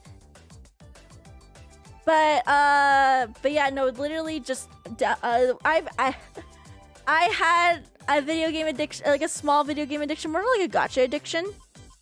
When I first had my job, or when I got my first ever job, I had a small gacha addiction. I spent my whole first paycheck on a gacha game. And every time I had a break, I would play this game. Every opportunity I had, I would play this game. And then eventually I was like, oh my god, I have no money. Like, how the fuck am I gonna pay for like food for like my lunches and everything while I'm at work? So after that, I was just like, I can't keep playing this, so I deleted the game. I deleted the game and didn't even save my save files or anything. This did be a former gacha. I talked about this before. That's the whole reason why I talked about this before, why I'm anti-gacha. That is the reason why I'm anti-gacha. Is because I also went through like a small gacha game addiction. People out here trading addictions like they're Pokemon cards. Don't trade addictions like Pokemon cards! Don't do that. Yeah, that is the main reason why I'm anti-gacha. a lot of people think I'm anti-gacha because, like, oh, China bad, which is a valid reason. But what do you call it? Is it because I went through my own mini like addiction period, and I didn't like it. I was so reliant on it, and now I understand like why I was so reliant on it too, because like there's a lot of incentives in gacha games where it's like you have to pull for this character. Oh my god, look at the shiny new character, the shiny new PNG. You have to have it. And then I would watch people do like pools and everything and thinking, oh my god, that can be me. So I'd spend the money so I could be just like the people I would watch do like big, expensive, massive pools for like a certain card or everything. And it's horrible. There's a lot of psychology in gacha games that a lot of people don't realize, that they're getting manipulated by like the game to do like all these pools and everything. That's why I don't like Genshin, because Genshin is one of those very, very FOMO type of gacha games.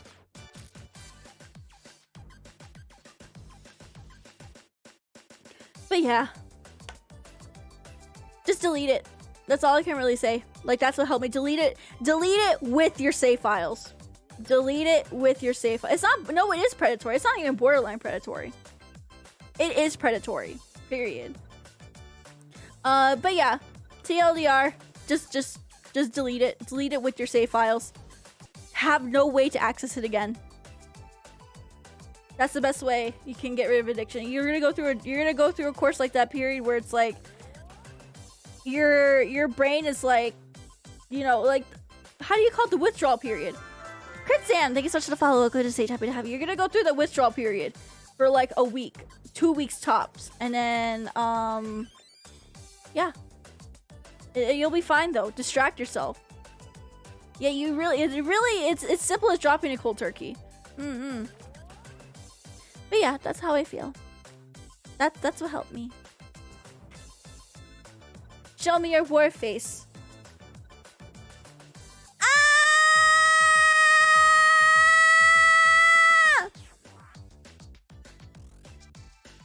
Ah! That's not a war face. Show me your war face. Ah!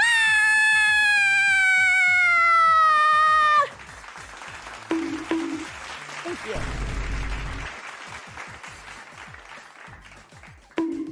How can I tell my Gia she's actually crazy without just blatantly saying she's crazy? Okay. I was waiting for this one because this gives me the opportunity to shit talk about Letty. Oh, thank you so much for the dice slap. Thank you. Redundant question. All women are crazy. Exactly. Okay.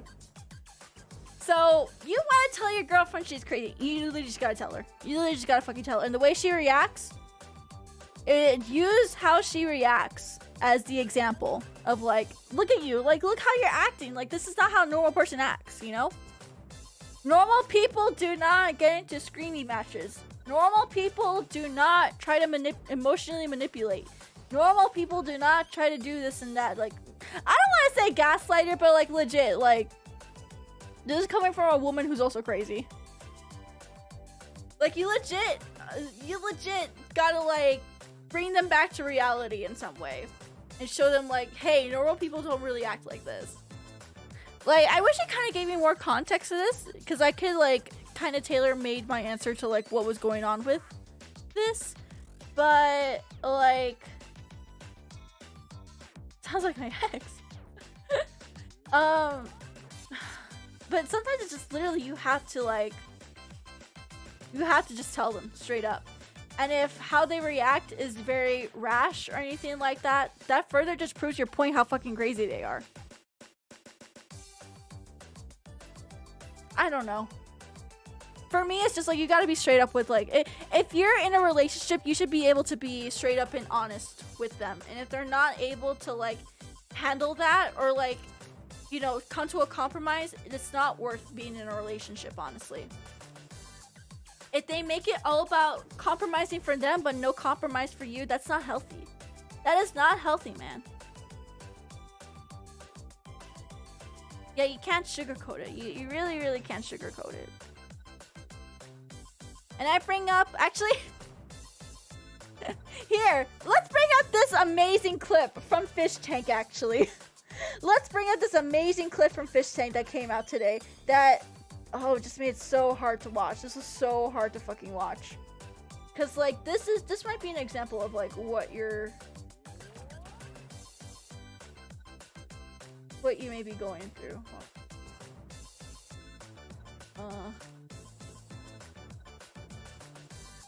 Okay.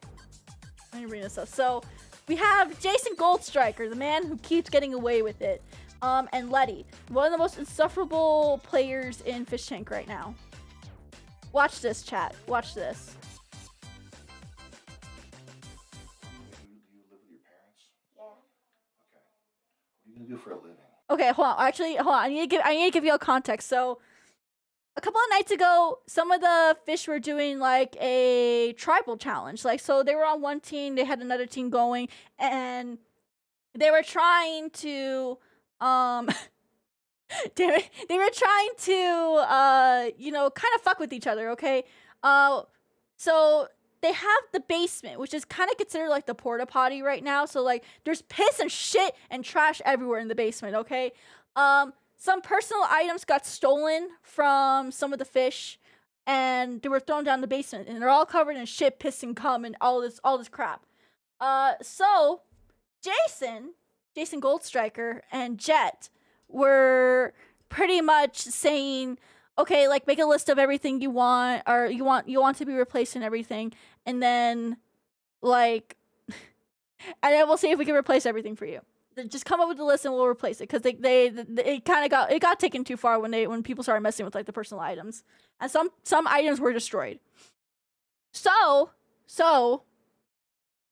Letty, the most insufferable character, not even character, most insufferable person on this show. She is the definition of a crazy girlfriend, mind you. She is already the definition of a crazy fucking girlfriend. She made that list, but she's crazy. So watch this chat. What do you live with your parents? Yeah. Okay. What are you gonna do for a living? I don't know yet. Maybe I'll be an artist or something. You be an artist? Maybe. Okay, so I just want you to know, this like, giving someone a list of stuff, this is for us to replace. Yeah. You think we're gonna take our time to find Kat Von D Trooper Black Gel Eyeliner? Well, you got it for Sylvia, and she didn't even lose it. Okay. You think me and Jet are gonna split this list in half, and he's gonna find Twilight hardcover by Stephanie Meyer. That's what Daniel fucked up. You guys had to make a list of all the stuff that was destroyed, and that's what I did, and I did it very thoroughly. Okay. I did exactly what you said, according to your instructions. You expect us to believe Damiel threw this much shit in the porta potty? He did, because they're all small things. Uh-huh. What of these items did you fish out? I took out the things that I took out, we threw out because they had poof on them. Mm-hmm. So I took out the shea butter hand cream, the multi-cut, Let's turn this way. elastics. So you went into the porta potty and you got, what did you pick out from there? Well, I took it with tongs. I didn't actually reach into it. You didn't touch it with your hand? Yeah, I didn't touch it. I was wearing gloves too, and I was using tongs. But I took out the hand cream, the elastics, the scrunchie, and I think, wait, what else? Oh, this headband. I don't think I took out the hair clips actually, because the mascara, I took it out, and I got a question for you. So you used tongs and gloves to pull out the one fluffy, super fluffy pink scrunchie. Yeah. What were you gonna do with it? Well, originally I was taking them out because I wanted to make like a list, because I didn't remember everything that I even had. Like, I don't think this is even everything, but I just tried to remember. He's massive, by the way. I didn't know he was that big. Okay. You thought I was gonna use it again? Silly me. It's like all this stuff is really small, and it was all in my makeup bags. That's why he was able to throw so much stuff out, because it was like this big. He threw out like all my most expensive shit. Can you just read the list here? Oh yeah, I can read it.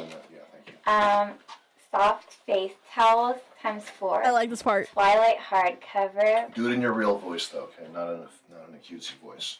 Twilight hardcover.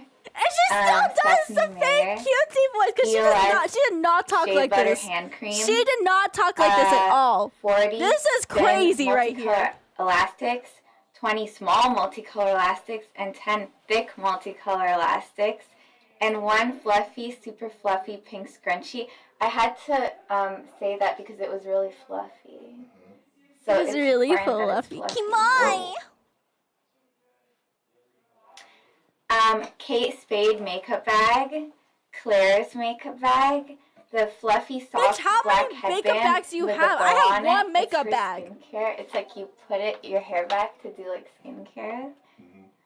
This white hard headband with a bow on it. Jason is And living this 4 up, by the heart way. hair clips and a red and white dotted hair clip.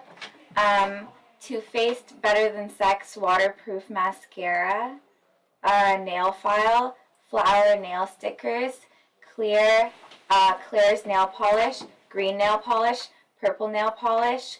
A small makeup mirror. Makeup brush set from Sephora. Sephora white gel eyeliner. Kate Von D Trooper black gel eyeliner. Anastasia Beverly Hills Modern Renaissance eyeshadow palette, a white claw clip, a multicolored star claw clip, Sephora eyeshadow primer, Smoky Nudes eyeshadow palette, Sephora bitch. Collection concealer, This much fucking and makeup? the second lightest shade. I think it was the second lightest shade. I don't exactly remember the shade. Lip gloss, Bite Beauty red lipstick, a flower necklace, and then another Anastasia Beverly Hills palette. I don't remember what it was called, but it was black. And then a bracelet with obsidian stone and a butterfly charm on it, and then a bracelet with white stones and Glossier highlighter. Okay.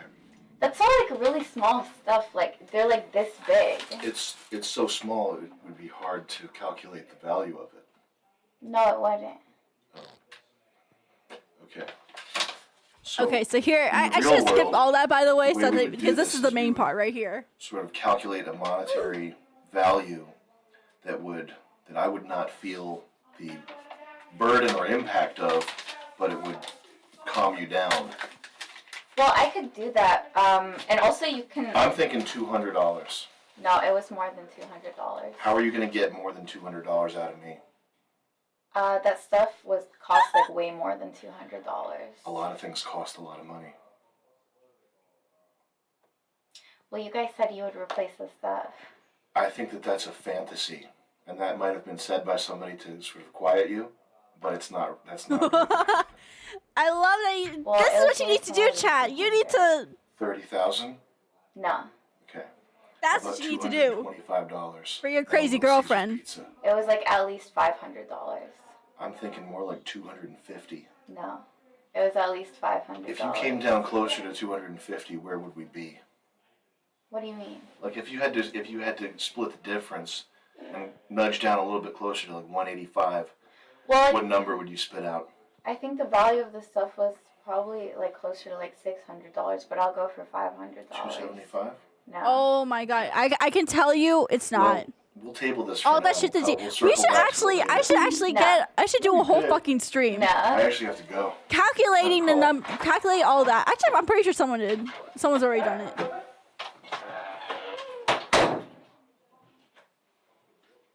Well, I have to build a table. Oh yeah, and then they're building tables today. So, you saw what Jason did there, chat. You saw what he did there. I should have skipped like most of this clip, honestly. But you saw what he did there. He's being honest to her. It was like, no, you're fucking crazy. Like he was being straight up with her. He was being straight up with her. That's what you need to do to your crazy girlfriend. That is what you need to do to her. You need to be honest with her. You need to tell her how it is. If she's crazy, you need to let her know. You need to let her know. Yeah, you gotta. See, that's the thing though. Like, you shouldn't have to fucking negotiate with like your partner or anything. Yeah, it's like 250 sounds right for that. She says it was like the it sounds like she had like tiny sample shit with how she described the size and everything. You throw off. No, don't throw out her makeup. No, don't touch personal belongings that don't belong to you. But like, you saw how he handled her. You didn't handle your girlfriend just like that. You didn't handle it just like that. You'd be like, come on, let's come back to reality. Come back to reality. Come back down here. It's okay. Come back down. And yeah, if she yells at you, then she's crazy. But yeah, like, that's what you need to do. You shouldn't have to. And it's fucking sucks that you need to negotiate with someone like that in the first place. But you know, she disagrees with you. Yeah, I gotta snap them back into reality. That's all I gotta say. Do you love chat? Yes.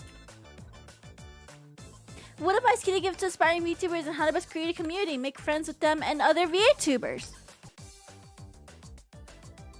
Man, I was waiting for this question. I was kind of wishing it would pop up sooner. Okay, but the best advice I could give to VTubers on how to best create a community is by interacting with your community. Not incentivize people to like come, like, you know, interact with you, but like, I guess it would be incentivized. Like, incentivize people to have a reason to come and interact with you and be part of your community. You can't just like, you know, it goes back to, you know, like being on one platform or whatever.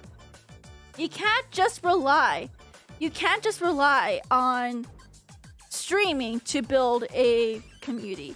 You can't just rely on posting clips and replying to a couple of comments to build a community. No, it takes effort. It takes real big effort to like, and a lot of interacting with people too. So like personally for me, having a Discord is like a best way to do it. Having things where chat can interact with like your model has helped me a lot. Doing game nights, movie nights, especially playing games on stream with chat has helped me create such a big community where people want to come and they expect to play games with me at a certain point. But you have to create those opportunities to, like, you know, have people have a reason. Don't just mostly ignore your community only. Yeah, also that too. Don't ignore your community. Don't, like, if they have like a request or like you have like you see a good idea from them or like you talk to them and like, you know, you come up with something together. Prioritize that more than trying to get that collab, you know?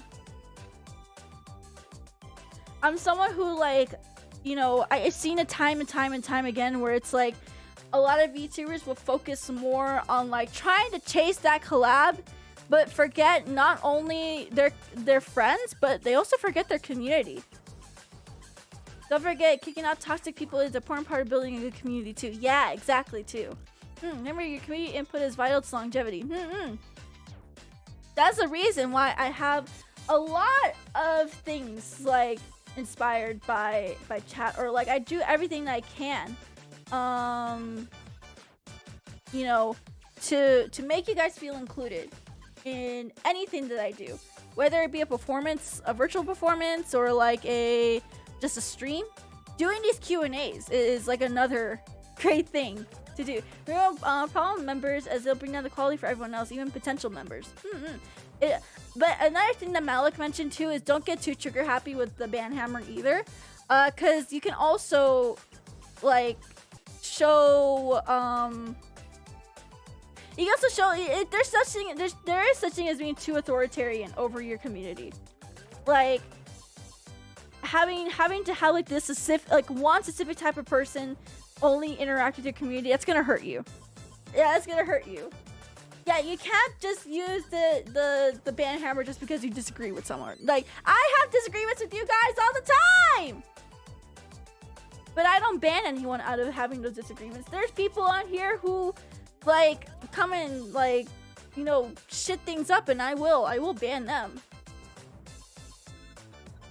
Yes, that's to clear defined rules in the first place. And then you have to drop the ban hammer when those rules were violated. Yeah, that's when it's appropriate though. But I've seen countless times where it's like, oh, you don't agree that like this person is a bad person, I'm gonna ban you. Like, what does that show people to your community? I mean, it only shows that like, how dare you disagree with me? Therefore, I'm going to like, you know, how to like, I forgot how I was gonna say that. God damn it. But like at the same time, your community is also your community is reflective of the streamer as well. So like, what may be okay in like, you know, for example, my stream may not be okay for others. So if you want to interact with certain types of like streamers, certain types of communities, you need to stick to them and like try not. The one thing I don't like is when because I have this happen to me multiple times where it's like people come in here and then they try to force me to have a certain type of community because that's the type of person that they are and that they want to see in my community. For example, I've had when I was kind of like midway into VTubing, like I think this happened last year actually. I had someone actually come in and was like, man, you talk way too much about NSFW stuff. Like, have you thought about just being a family-friendly streamer? You would get so much more popularity because you could do this, and this, and more people would like you. Like, I would like you more if you were more if you were less NSFW and everything like that. So I don't like it when people go into other communities and they're like, oh, you have to do this a certain way, or like, I'm not gonna be part of your community. Like, okay, then don't be part of my community. Like, I'm not gonna change who I am or change shit around just for you. You know? It's not even a cool story, bro. Yeah, exactly. Rene, the most manipulative thing I've heard in weeks. It's very manipulative. Niche and NSFW internet topic discusses love. Family streamers, ew, that's some normie shit. Hey, don't diss on the family streamers. So they have their own niche. They're doing their own thing. It's one thing if they are in their own space and everything. It's another when they try to force that sort of thing onto others. That's what I don't like. Don't force shit onto other people.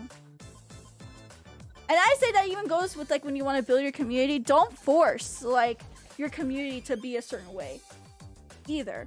You can how do you say, like, what's the word for curate? You can curate your community, but don't go ban happy, trigger happy, or anything like that, because you never know like how that can come off either. So like, especially to new people who may just not know. Cultivate. I didn't force you guys to be degenerates. Y'all were already degenerates. Family streamers, I find more in their own area and don't push it onto others. It's a nice zone. It is a very nice zone, but I've also met creators and fans of those creators who really try to force that sort of things onto others, and then they like see, the thing is with family-friendly streamers, most of them are very, very nice. However, I've met a couple who are the most toxic people in the world, and their fans are pretty toxic about being family-friendly streamers. Like, oh my god, if they see anything that's NSFW, they're automatically gonna like call it out and shit like that. It gets really toxic. But that's very rare.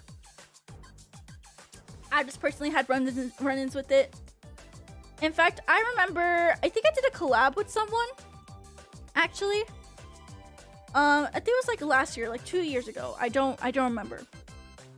And they were more of a family-friendly streamer. And one thing I try to do before more streams is be like, hey, is there anything you guys are like not comfortable with? Like, do you not want me to swear or anything like that? Or like, what's gonna be the boundaries? What's gonna be the boundaries? So they tell me, like, most of them are like, oh, since this is like a collab, we're mostly fine with everything. We're fine. And then all of a sudden, after that collab, one of the person that was hosting this collab got a DM from one of the other collab mates and was like, and she told her that, hey, I was really uncomfortable with like all this screaming and all this cursing and everything, and like I don't feel comfortable interacting with these people. Like all these complaints. Even though we all tried to set boundaries before this, they chose to be like, you know, they chose to like kind of blame us, and it made me feel bad because like if they told me, if they actually like said something, I would have toned it down. I would have been quieter. I would have not cussed as much. I wouldn't have made like lewd references or anything like that. Because again, the host said she was fine with everything. Everyone gave a confirmation that they were fine with pretty much going hog wild because, you know, it's a collab and we're dealing with different people. And the fact that, you know, they tried to make us look like a bad person. They tried to make me look like a bad person. It didn't stick well with me. I just don't like when that sort of shit is like forced onto me. And but the thing is, in the same light, if you tell me like you're not comfortable with something, and I expect you guys to be like this, by the way. If we're ever in a VTuber, like if we're ever guesting on like someone's stream or like we're collabing with someone, and we are not on my channel, mind you, not on my channel, I hope you guys will respect the spaces that we visit. Please respect the spaces that we visit. So if they tell you like, if they have certain rules, they have certain culture, they have like, if they say like, hey, don't be too lewd in my chat, we're gonna respect that space, and we're gonna follow their rules because we are guests in their space. That's not our space to be dictating what is right or wrong there. Save your degeneracy for here, if anything. But I don't like it. That's one thing, you know. It's exactly. It's like visiting someone's house. It's like visiting someone's house. If we're gonna be going on someone else's channel, I hope you guys would behave and respect them. And I'm not gonna have any bullshit or anything like that. You know. Just be respectful to everyone. Be respectful to the spaces that we visit, chat. Please, I beg you. When not sure, just take a minute to observe chat and stream etiquette. Yeah, exactly. If you're very unsure about like the culture or anything, just sit back, relax, watch. You don't have to like chat and interact and like be visually interacting in order to enjoy content either. Read the room. Exactly. Behavior Nyaru will give you a scolding. I will scold people. It's one thing if it's your own community. It's another if you're guesting in someone else's space. You know? It's a hard thing to balance, I think, at the end of the day, too. Because, like, if you want to cultivate something, but then you deal with someone who's, like, the complete opposite of you, but you're still, like, very good friends, it's a very hard thing to balance. You know? But I think if you want to create a community, just interact with the community, listen to your community. Don't cultivate a community that you personally want to build, not what someone thinks you should build or what a certain member of your chat is comfortable with or anything like that. I built you guys around being very, very low key about things. Being very low key about some based and certain pill topics. And that's what I like. I like for it to be low key, but we're still based, okay? We're based and low key pilled here.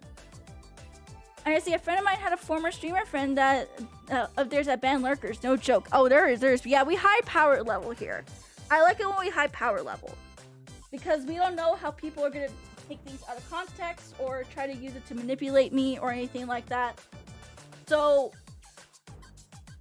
Had bad interaction and still thought it was another creative space. That's something everyone was saying and got perma. Well, I know what situation that was, and that was again that goes back to the space of like we're in someone else's space. It is their decision at the end of the day. No one has people who are it is their decision at the end of the day. Like no one can change that decision, whatever it may be. If you have problems with them, take it up with them, not with me, not with anyone else. Don't bring it near me, anything like that. I swear to God. Can you actually see who's looking on streamers? Yes, you can actually, but I choose not to. I don't see the reason to call out lurkers by name because I think that's like, you know, it's very like, yeah, in my opinion, don't do that. I had to have good times with another VTuber because we could not agree on whether to keep, better to be honest or to lie for the sake of keeping the peace. Oh, what do you mean by that? Better to be honest or lie? Like, what do you mean by that? What's the context of that? Damn. Sometimes get really scared by that, apparently. Yeah, no, they do. Not without gratuitous amounts of gaslighting. Honestly, but yeah, what happened in that situation, though? Because, like, I feel like I'm missing context. Look, if they're looking, they're still adding. Yeah, they're still adding. Lurkers still have value. I don't like these fucking people that are like, oh, lurkers, like, they don't do anything. So, like, they don't actually count or anything like that. Like, that's toxic bullshit. Some people just enjoy streams passively and can't calling it makes them uncomfortable. Exactly. Lurkers lives matter. Then people just want to lurk, and then yeah, lurkers are fine. Yeah, I love lurkers too. Lurkers are just as valid as any other streamer, and people who try to like tell you otherwise are not that good of people. And naturally, kept butting heads, and I was told I had a 4chan like opinion. Oh, no, fuck them. Nah, fuck them. It's good that you cut ties with people like that. Even though I don't hate them, I was just disappointed we couldn't see eye to eye on some things and ended like that. See, real friends, real actual friends will let you keep your opinions, even if they don't agree with them, because it's not their job to change your mind. It's no one's job to try to change your mind. And people who try to make it their mission to change minds of people like that for the sake of because they think they are correct are the worst people to have friends, honestly. If you can have a healthy discussion about it, that's fine. But it's another to be like ultimatums about it, you know? Yeah, the mass debater. Yeah, I don't like people who debate all the time. Because like most of the time the reason why they debate is because like, oh, I just want to pick at your brain or anything like that. It's not that. It's not actually that. It's because they feel they need to be superior to you. It's a superiority complex that they have. And that goes for both ends of the spectrum. Like, not all people on one side are like that. Both ends can be like that. I just don't like debates. I don't see the reason to debate most of the time. Like, I'm the type of person where like, okay, we can agree to disagree. But I'm also not going to be the type where it's like, oh, you think differently than me? I'm going to have to cut off your friendship because you're super toxic and you think a certain way. Like, am I really going to ruin a whole fucking friendship over an opinion? It's one thing if the opinion is like, you know, I think chocolate is horrible or something like that. It's the one thing of opinions like, but if it is an opinion where you are like, I think X people deserve to be physically hurt or something. If you think anyone deserves to be physically hurt for any sort of fucking reason, that's where I draw the line. That's where I draw the line. I don't think people should be physically hurt for any sort of reason. Even like sometimes just people are mean for the pedos do. I mean we can all agree to that at least. We can all agree to that. But at the same time, their time will come. I can talk to people with shit opinions as long as they aren't assholes. Yeah, as long as you're not assholes about it. Had a childhood friend who was openly offended. We hate him in our social, but eventually just distance. That's the one thing. I think that's something that there's exceptions to see. I think what I'm trying to say is not everything is black and white. And a lot of people nowadays, they make everything black and white. There's I don't want, is it nuances? There's nuances to everything. There's exceptions to everything. There's limits and like, you know, there's more to everything than just what's on the surface, you know?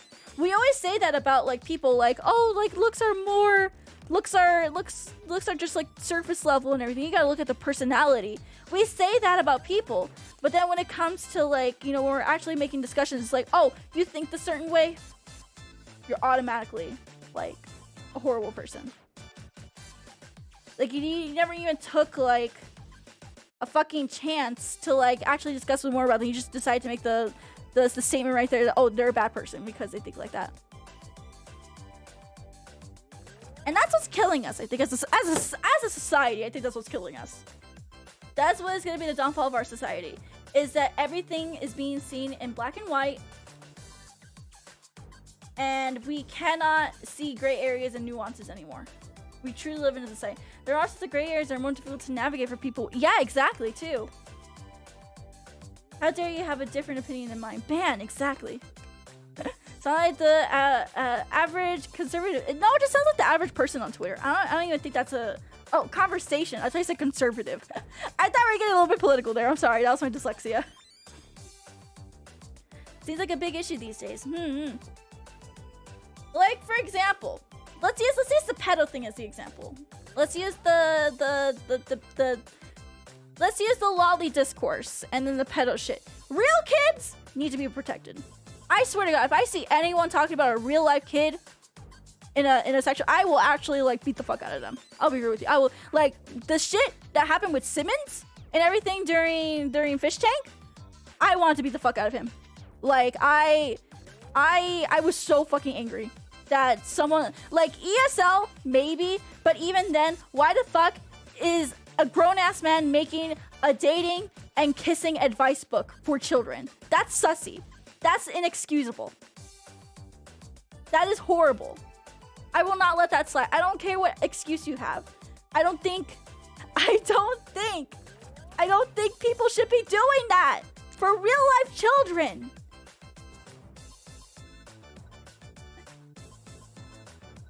However, fictional kids, fictional shit, like, you know, lolly shit, like, for me, they're images at the end of the day.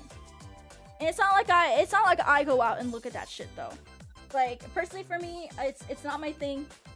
I do like U149 though. U149 is very, very cute. I do have a lot of like characters that are lollies, that are like my favorite characters. However, I don't think about them in like a sexual way though. I think about them as like my favorite character. And if I see them doing something cute, I'm gonna be like, oh my god, that's really fucking cute. Like, they're really, really cute. I see them as like a little sister type of deal. And even then, they're imaginary characters at the end of the day. They're imaginary characters at the end of the day. When people, there's actually been real studies on this. There's been real studies on this about like how people report like, you know, art and like in like characters and shit like that. They report that more than actual real cases of, you know, real children getting abused. And that clogs up a lot of like child exploitation services.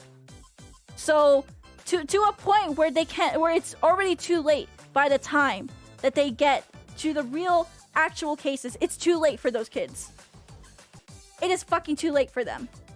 Because some internet warrior had to clog up the missing and exploited children's like servers and inquiries about shit like that.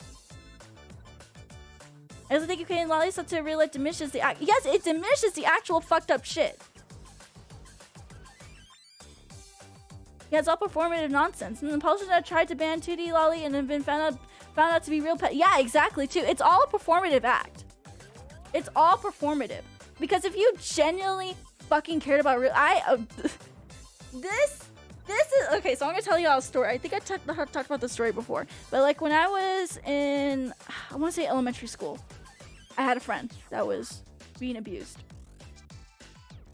and we tried going to adults. I tried going to adults so many times, and no one would take us seriously because they think like, oh, you're not in that situation. You don't know what you're talking about. Oh, it's probably not as bad as you'd say it is. You're just a kid. You don't understand. Some families just are different and everything like that. Excuses upon excuses, excuses, excuses, and excuses. She never got help. Thankfully, she's okay. She's okay now, but she never got help because no one would take us serious. Because we're kids and we just didn't know better. We're not old enough to understand. And And then the fact, and then the fact where it's like, I see, it makes me upset that I see so many people who are taking time to like, you know, talk, or like, not talk, but like, report like fantasy shit, drawings, and shit like that over like my friend who could have used someone to advocate, like an older person to advocate for us. Like it makes me upset. It makes me, because this is something that I have been through. Well, not like personally for me, I wasn't abused, but like my friend was. If we had someone like who is advocating for all this, just to advocate for her, she wouldn't be as fucked up. She wouldn't be as fucked up. She wouldn't have gone to like gone through all that. I think it's just something that is unsettling that no adult wants to believe it's really happening. Yeah, exactly. They don't want to believe it, but it happens. And the fact that we're ignoring that shit because we want to play Internet Warrior and get ourselves some internet brownie points, it upsets me. It greatly, greatly, greatly upsets me. And again, I'm someone where it's like, okay, I have favorite characters that are lollies. I love you, 149. Arisu is my favorite. But I swear to God, like, I'm also not gonna like, I'm not gonna put her in like very bad situations either. That's not what I'm gonna do. That's just me though. And I'm not gonna be upset if anyone else. She's a fantasy character. I can't control what other people do. And if I try to, like, it's only gonna bring me more pain. So I just ignore that shit. I move on on my day. But there's a reason. There's a reason why I'm so protective of all the kids that are my neighbors. Actually, like, I genuinely look out for them because, God forbid, some fucked up person comes around here and like tries to mess with one of these kids that lives that live near me. Even the kids like I don't really talk to, but I just do like waves at them, or like they wave at me and everything. I do anything to protect them. Literally anything, because they're my neighbors at the end of the day. I'm sorry to get so deep into this, Chad. I'm sorry. It was just like it's something I'm very passionate about. I want to protect my neighbor's kids. I wanted to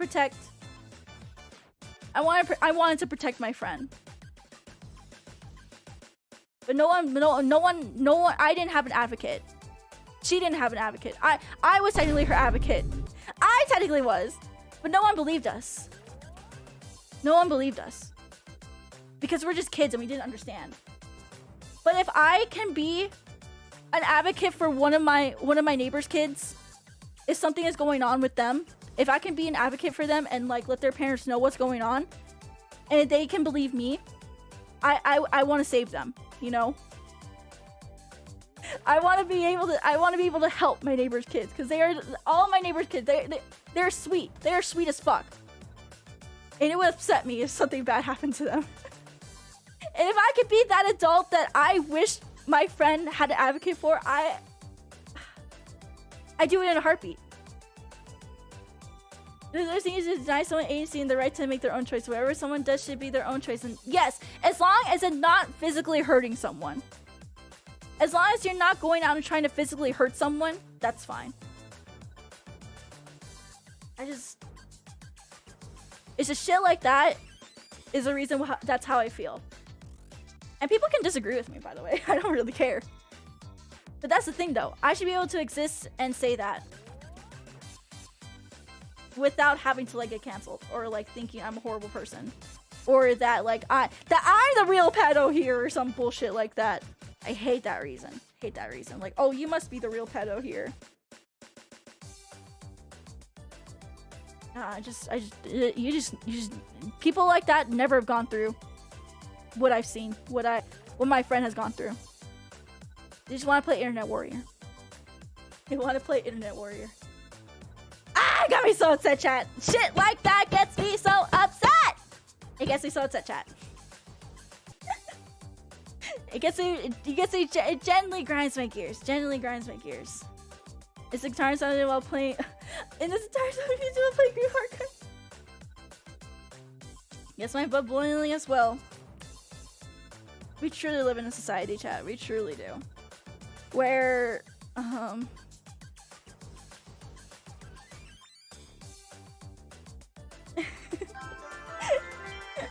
SYTOku, thanks so much for the follow. Welcome to the stage. Happy to have you here.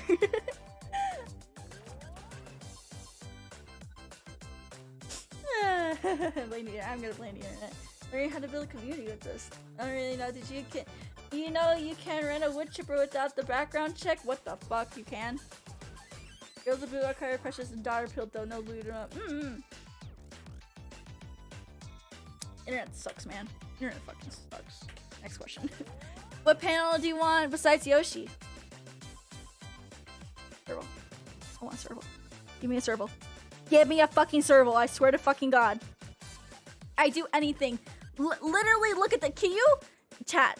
Can you? Oh shit. Can you look at this face? Look at this face and say no to it. Look at this little face and tell me you would say no to it.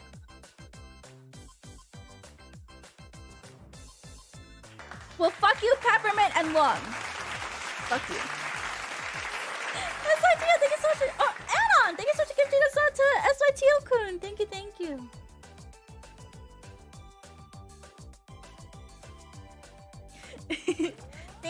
Thank you, friend. Thank you so much.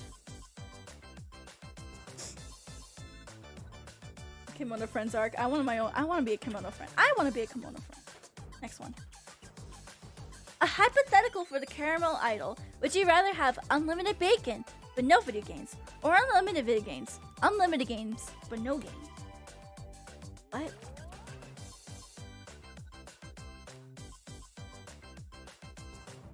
What? ESL, are you okay? ESL? ESL-kun, are you okay? Do you want to get a second jab? Think he means no bacon? Or unlimited video games, unlimited games but no games? I think it's with no bacon, maybe? So like, okay, so would it be worth like unlimited bacon but no video games, or unlimited games but no bacon? It's asking if you want a PlayStation. I want a PlayStation. Either way, yeah, Reddit question either way. I'll be real, this is a pretty Reddit question. Bacon references are very fucking Reddit. Oh wait, it's a what? It's a PlayStation joke? Wait, what makes this a PlayStation joke? Chat, explain it to me. Explain it.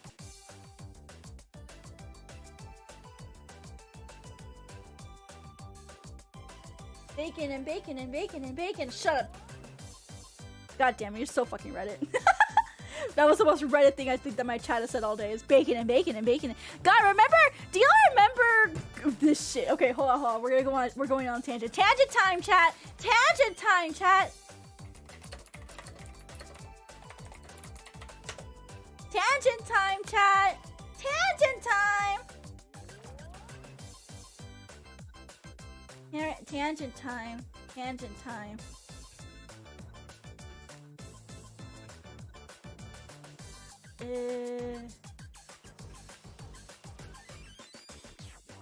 Okay. I don't think this is a video that I was thinking of, but hold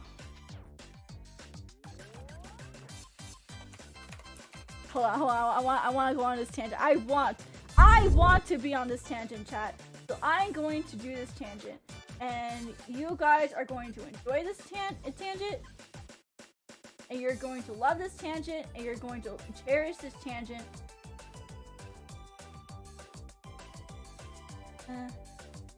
Trying to look up the one that I personally liked watching like so much when I was a kid.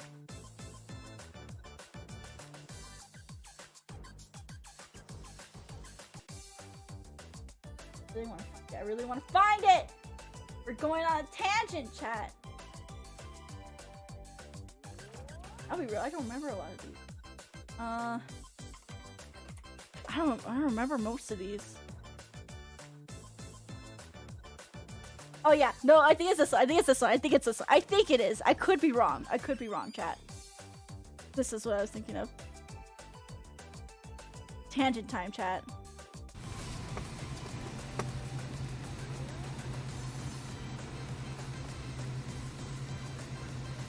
Do y'all remember this era? Oh, it's fast food. 15 Big Macs, please. this era of YouTube. 15 Big Macs, please. How much Big Macs? 15. The trios or just the Big Macs? Just the Big Macs. 15 Big Macs? You see how many views their videos get now? I know they're under 100K. Okay, can They I get really a liter fell of Big off. Mac sauce on the side? No problem. Thank you. This was my shit as a kid. This was Incredibly peak right easy. here. Come inside, sir, because you have to park your car anyway. So, Yeah, we're gonna come in. like, how many shots? One shot. cup? That. This Big one? Mac sauce. It's gonna be like almost $10. That's cool. $10. Sure. Oh my god. Take two for 130. Okay, I'll take two. I remember when they got a TV show actually. I remember when they had like their food in Walmart. Like they made like their own food snacks. There you go. Apple pies for all the children. Thank you. Tell your friends to watch epicgirlfriend.com. So every time I think about every time I think 15 about epic Baconators. like bacon, I think about epic meals. Like, okay, we're gonna skip to the Yeah. the good part. We're gonna skip to the good part. From now on, nothing goes down unless I'm involved. No nuggets, no onion rings, no nothing. A cheeseburger gets sold in the park. I want it. You got Yeah, hell yeah, let's go! Streets. Now it's my turn. Ripping off strips of that bacon-ish. Look at that. This is Tray what I by think of. tray all This day. is what I need think about. bacon for that custard sour. Tasty meat poop. Hell yeah. Some ground beef penetration. Tomato sauce. Jack Daniel's sauce and a meat Sauce. The sauce. 15 Big Macs, 15 Baconators, 15 Teen Burgers, no veggies, custom Jack Daniel's meat sauce. Your little Jesus Christ. How much did you pay to try one of these? $20. I will just That's the honestly, burger-based I've Baconator always layer, player. chat, I'll be real with you. I've always wanted to recreate this. I've always wanted to recreate this. Pack it in the teen burgers. Like, how can I go about recreating this but on a smaller scale? More bacon strips. Dripping 1 liter of Big Mac sauce. Well, this is a sauce. So Get a smaller pan? Cheese Maybe. big old motherfucker. Big Mac on the top layer. Look at that! Look at all those Big Macs! Oh my god, I'd do anything. I would legit eat this. I would legit eat this! Bacon strips. Just recreate a whole epic Onion mealtime rings for a video. crispy tip. More cheese. This was inspiring as a kid, okay? Who's hungry now? Beer, burger, bacon, buddies. Come here, film this. Yeah, the meat sweats. I know we're gonna get meat sweats! How's that look? It's money. You get onion rings? No, you can't get onion rings at McDonald's. Not at least in the ones here in the States.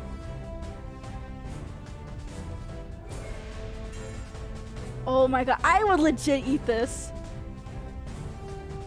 I would legit eat this. Eat it just like they're eating too. Here, I want to go up the cheese ring and then. Oh you my bite, you ready? god. What do you want me to I'm just when I say bite, you bite, okay? I said go, you go. Bite. Am I biting the You cheese? f***ing idiot. And the cheese? Just bite the burger. I knew when that was tell you just to, how I was right? old, but seeing them on the old McDonald's cuts and the Big Macs really Yeah. kick. I know it kicked me in the head Here, too right the now. worst. Schlappa! Next time, we eat a rusty hook. Yoshi?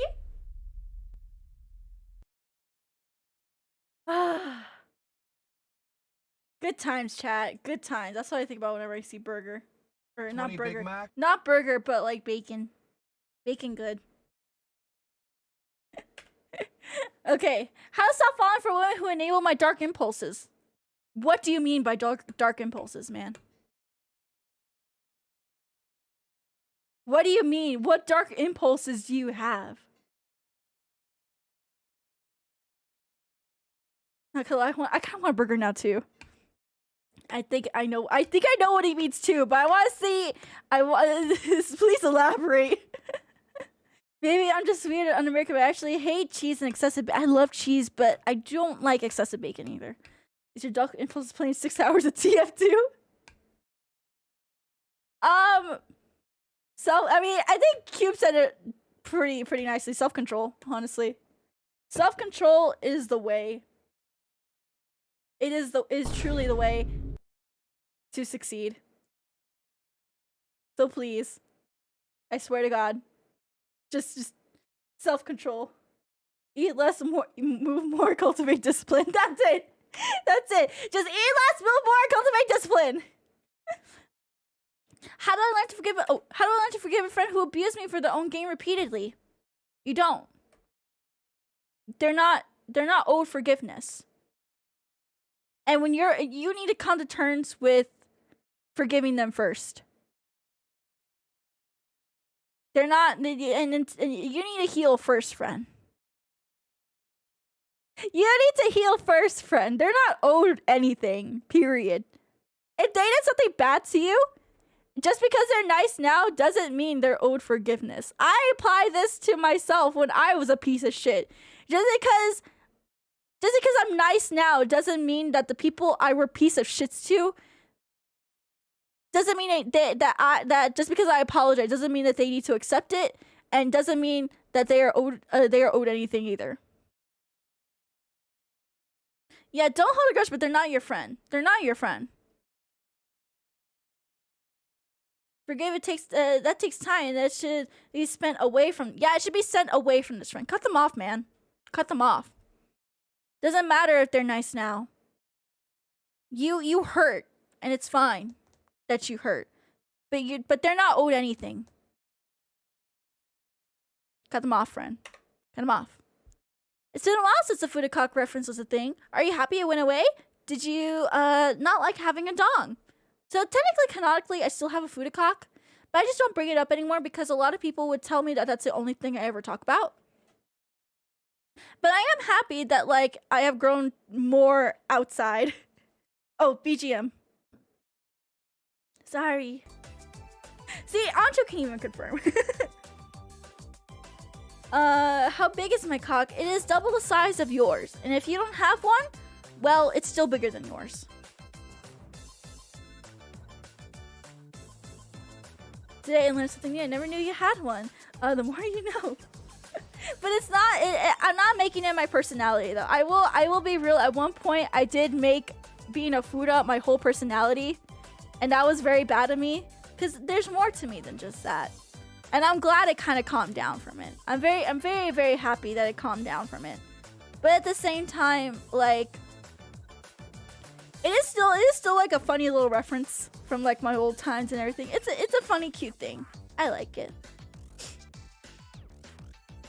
PP inspection time. I will do a PP inspection day one day. That's good because anyone whose personality is based on their giant cock is usually a douche. Yeah, exactly. So you mean you grew up somewhere else than from somewhere else than from mentality? Wait, ESL, doggo, your ESL is showing. Learn something new every day. Now go look at the trash threads. There's actually several food YouTubers who include that in their lore. It's just a side piece of tidbit. It's a side piece of tidbit. I like it. But I'm glad it's not my main thing anymore. I'm very happy. I'm glad it like people calm down from it. Mating pressing or doggy style? Mating pressing. I don't like doggy. Dearest Nyaru, how do you like your eggs for breakfast? Scrambled! I love scrambled eggs, especially with cheese on top. Have you considered joining a dance group in Colorado? No, I'm antisocial. Pick another culture from around the world. What part of their culture would you want to introduce into America, and what part of American culture would you want to introduce to their culture? So I'm going to use Japan as an example. I think the one thing I want adopted here in the United States is privacy. Like the right to privacy and like the culture of not recording people in public without their consent. Because it's not a law over there that you can't film can or cannot film people without their consent. But culturally, you don't film people without their consent. I want that culture to come here so bad, so fucking bad. I do anything to not have to worry about being on like some random ass TikTok. And Japan Japan concert etiquette in general. I would bring that here too. But one thing I want to introduce to America, or to Japan at least, that's from America, is I guess a little more individualism. Not like in a bad sort of individualism kind of way, but just like, you know, you're able to be a little more free when it comes to like being yourself and everything like that. So I think that's one thing, like, cause like Japan is slowly starting to like, you know, starting to be more open with individuality. Cause like even in like the 2000s and like 2010s and not 2010s, but 2000s, like 90s, 80s, there's still a lot of like you have to go with like the cultural norms and everything. You have to respect like the cultural norms. It's like that's boomer talk. That's boomer talk to me. I think if we just get rid of that boomer mentality of like you have to follow the norms of like set foot by said culture, I think we could grow a lot as people. Yeah, like the salaryman life, where everyone dresses the same, everyone gets paid the same, everyone is in the same position, everyone does everything the same. I usually respect it because I have never seen Stack's face from yeah, exactly. Bro, I have heard talk from Japanese the West has way more tatami than the East does these days. Really? And California got rid of cultural norms, Nyaru. Not that way. That's not the kind of stuff I'm talking about. I wouldn't want America to just be less wasteful. People in America are really bad at that. Yeah, that's another thing I would introduce here. It's like, cause in Japan they have like this sort of like phrase. I think it's called mottainai. Wasteful something. Hold on. Mottainai, right? Wasteful, yeah. Mottainai. It means like what a waste, or like it's very wasteful. It's very wasteful. So there's a movement to be less mottainai and try to find the beauty in like broken items, used items, and it's a very much like a secondhand goods centric society as well. In Japan, meanwhile, it has the mottainai thing. They hate wasting anything. The thing that's funny too though about that is that while they're very mottainai, or while they're very like trying to get away from mottainai, there's so much fucking wasteful packaging in Japan. That's one thing I kind of wish that they would stop putting everything into like little packages and everything like that, and like little packaging. It's nice in some instances where it's like individual snacks, because like maybe you just want one snack and you don't want to waste like you don't want to eat like the whole thing. But at the same time, I know they love plastic. They really do love plastic wraps over there. But that's a couple of things I would probably introduce to America and introduce to Japan. You've probably been asked this before, but what has gotten you down the VTuber rabbit hole? Both a viewer and a VTuber yourself. For me, it's like I went to Japan in like right before Rona, actually, like a week or two before Rona happened. Came back, then the shutdown happened, and while I was over there, I saw a whole bunch of VTuber shit, and I was like, wow, that's really cool. I think I can do that. So I had a plan of like starting to like do VTuber activities, but then the pandemic hit, everything kind of sped up from there, and I started watching VTubers. So I think Akai Hato was my first ever VTuber that I watched regularly. And before then, I knew about Kizuna Ai, I knew about Kaguya Luna, and Shiro. Those little VTubers and shit. And then of course, like, I started VTubing, and then that got me even deeper down the rabbit hole because I started interacting with other VTubers. I'm a VTuber myself, and I was watching other VTubers. So what about the annoying orange? I do not count. Unironically, I don't count him as a VTuber. Even though it shares the same aspects, it's not in the same culture space, if that makes sense. And yeah, that's how I feel. Do you like candles? I love candles. Oh my god, give me a vanilla candle. I swear to god, I will burn that shit up. So what brand or flavors do you like the most? Yankee Candle's pretty okay. Honestly, I don't really pay attention to like candle brands. If I'm in Walmart and I go to the Walmart section and a candle smells good to me, I will buy it. I don't care about the brand or anything. Give me a good scented flavored candle. I love that. I like the Woodwick Fireside flavor myself. Oh, I haven't smelt that one. Yankee sponsorship, please. Please. I know it's weird that I still need to cuddle with my plushies to sleep. Do you do the same, and do you have a favorite? Yes. I still sleep with my plushies. It's okay that you do, honestly. And if someone is to bully you about it, they obviously are very sad and lonely. I like to sleep with my Gilgamesh Nezzleberry, actually. And if not my Gilgamesh Nezzleberry, I also like to sleep with my Pipidaki.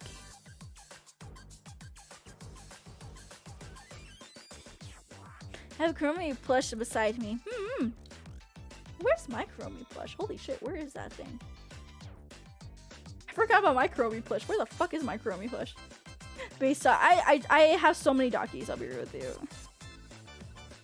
I have something to cuddle in bed is nice. Yeah, it's just very nice to have. It also helps your back too. But yeah, it's okay if you sleep with plushies though. It's fine. I sleep with plushies. Why'd you let our boy Jordaji into Atsukoska? He didn't have the right documents. You told me to do my job. I did my job, and then you're upset that I did my job. I don't know what the fuck chat wants from me anymore. Do you know you have the most sunny smile and radiant personality that lights up my world? Thank you for all your hard work. No, you! No, you. Do you have a song or album you listen to when you're in a bad mood or depressed that helps you cry the feelings away? Literally any My Chemical Romance album. Literally any.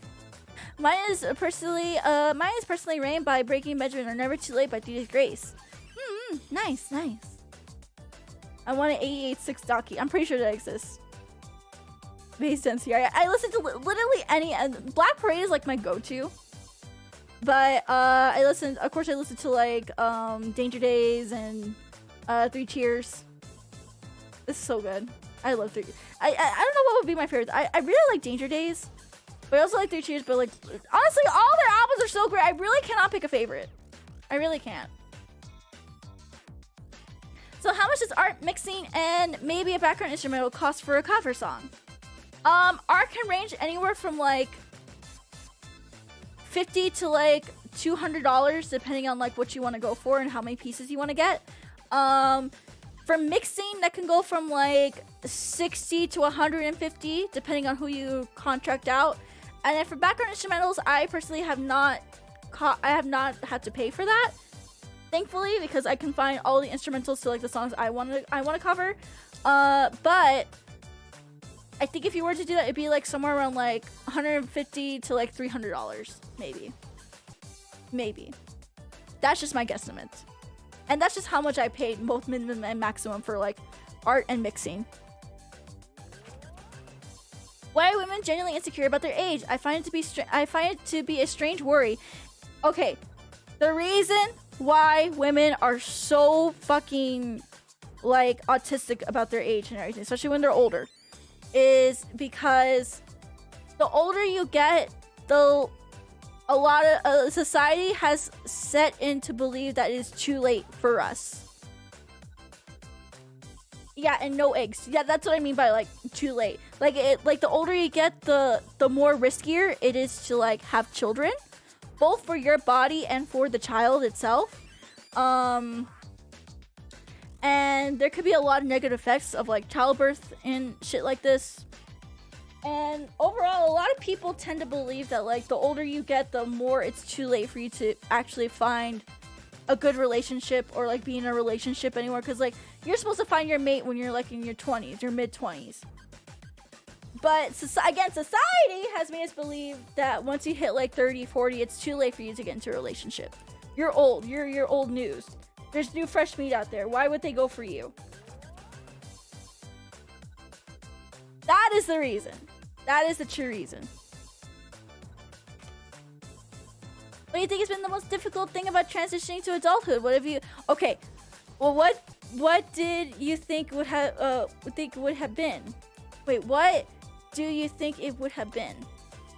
So the hardest part for me, at least, because I don't want to say I'm a spoiled child, but like, I definitely was treated a lot, I was treated like a dying kid, okay? I had my heart condition growing up, and a lot of people just weren't sure if I would even make it to like my 20s or my 30s.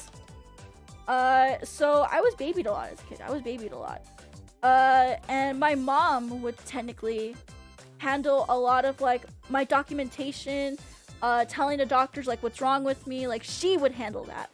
I never got the opportunity to actually like learn. I don't want to say learn, but like learn to explain what's wrong with me medically, because my mom would always do it for me.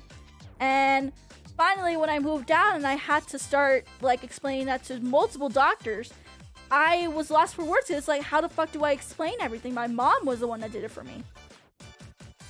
And eventually I got like, I'm okay at it now, I would say. But even then, like, I still struggle sometimes to like explain what's wrong, what's like medically wrong with me to like random doctors or like to people. Because there's a lot wrong with me in my heart. I've had like 4 surgeries and like, had to be in the hospital most like a lot of my childhood, and like I've been on multiple medications, 3 medications at once at one point, and I have a lot of medical history. It's a lot to explain. So I'm thankful that like doctors take notes of this shit.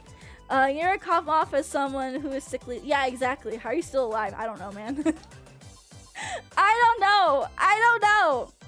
But it's very much like, you know, when you're a sick kid, your parents don't really want you to like worry that you're sick. They want you to have fun and like distract you from like all that bullshit that you're going through. So my mom would just take up the job of explaining everything for me. And when it came to finally me moving out and away from her and my dad, I was kind of stuck. Like, oh my god, I have to explain what's wrong with me. I'd never done this before. My mom is the one that handles it for me. So that was like really the hardest part about transitioning to adulthood. It's something I think like only people who are like sick a lot in their childhood, I think, really understand. Yeah. That's what it is. Why are brown women so goddamn hot? Help me. Because God made us hot. We're not pasty looking. We're crisp and nice. Baked even. What was your last wet dream? I went to the water park. And I was with my friends. That was my wet dream.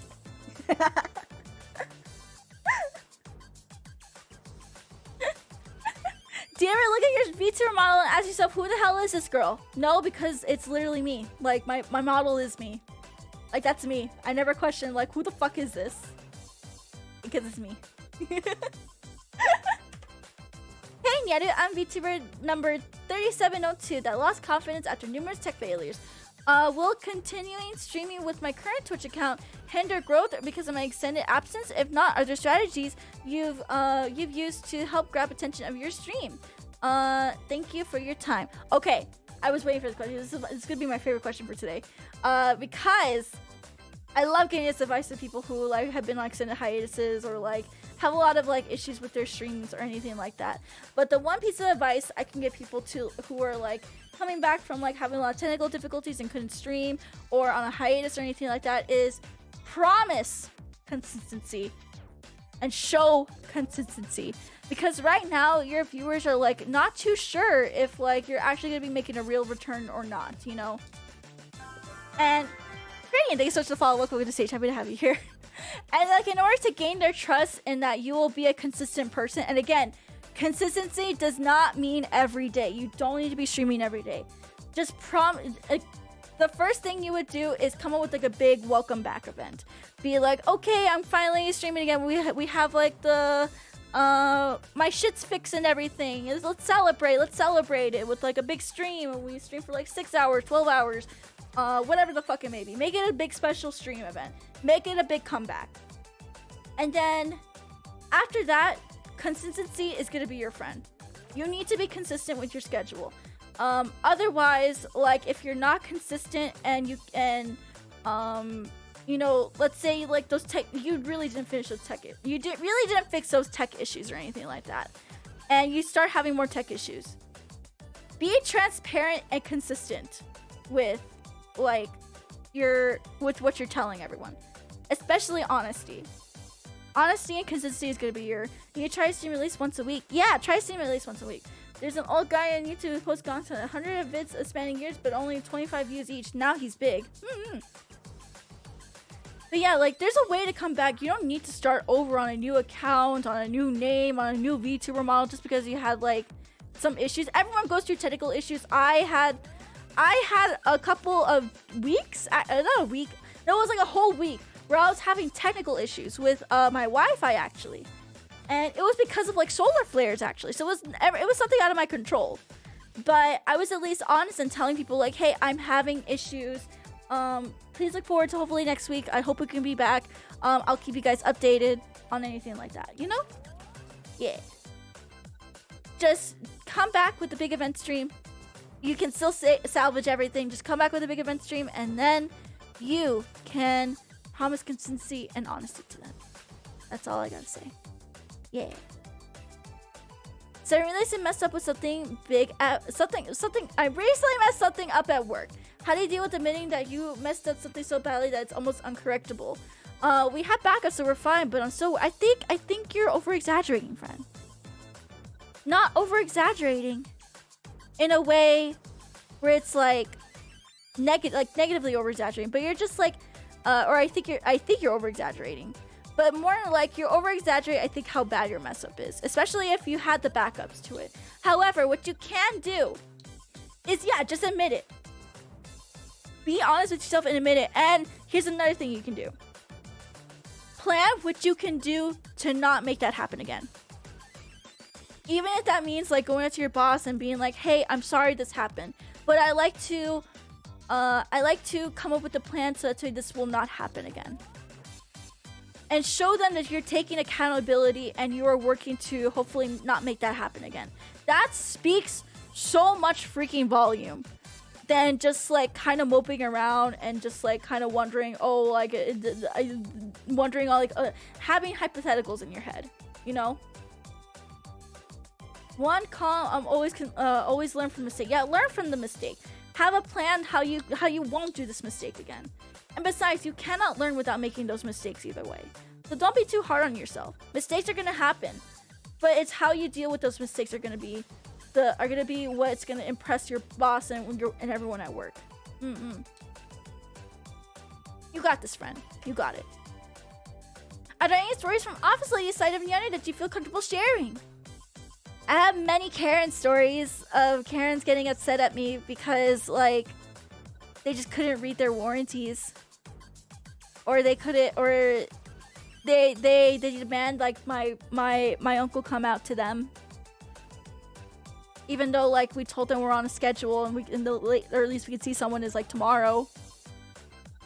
Not my fault. That's really it's mostly just Karen stories. Nothing really interesting, honestly. Mostly Karen stories. That's all. And even then, they're all the same. It's like Karen upset, yelling over phone, hang up phone, up angry, leave bad review, and probably snitching to my uncle. Even though my uncle knows he knows I do everything like by the book, by how he wants it to do. So lots of Karens in the area. In Georgia, yeah, in Georgia. It's a bit weird, but how do I stop stressing about death? Not mine, but a death of a loved one's.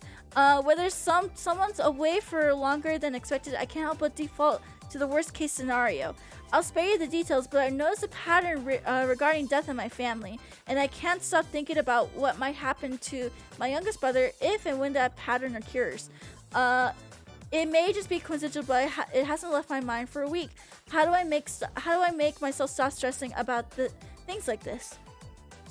Stop fearing death. Death is not a scary thing. It is scary that you're gonna be losing someone, but death happens every single day, no matter like what we do. You can do everything to prevent it, but it's still gonna happen. And I think you need to come to terms that like death is a thing that just happens. Because I think I don't know. I could be reading this wrong. More likely I am. But maybe it is coincidences that's happening. Maybe it isn't. Who knows? But also, death doesn't need to be a scary thing either. Who knows? Maybe I don't know the circumstances of like your certain situation, but for some people, death can be peaceful. It's them coming to terms. How I like to see it, at least. I'm sorry. I'm very religious outside of streams. But like for me, it's like I mean I'm kind of going through what you're going through, Anon, as well. My grandma hasn't been doing too good.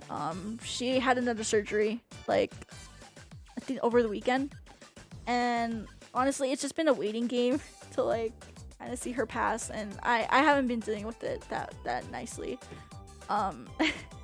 And you know, it's something that's on my mind every day. It's like, oh my god, what's gonna happen when grandma dies? Like, how the fuck am I gonna, what the fuck's gonna happen? But the thing is like for her, I feel like she would be at peace because she has gone through so much cancer, all the diabetes, and like her health is so fucked, guys. She's gone through so much in like her 80, 90 years of life. The fact she's still here is a miracle, given like what she's gone through. But at the same time, I feel like she'll finally be at peace when she finally dies, and she'll finally be able to sleep and rest because she does not get good sleep anymore. And all I want her to do is just to feel comfortable and nice, and you know, I just want her to feel comfortable and nice. And if death is something that will help her feel comfortable and nice, then I had to accept that. I had to accept that.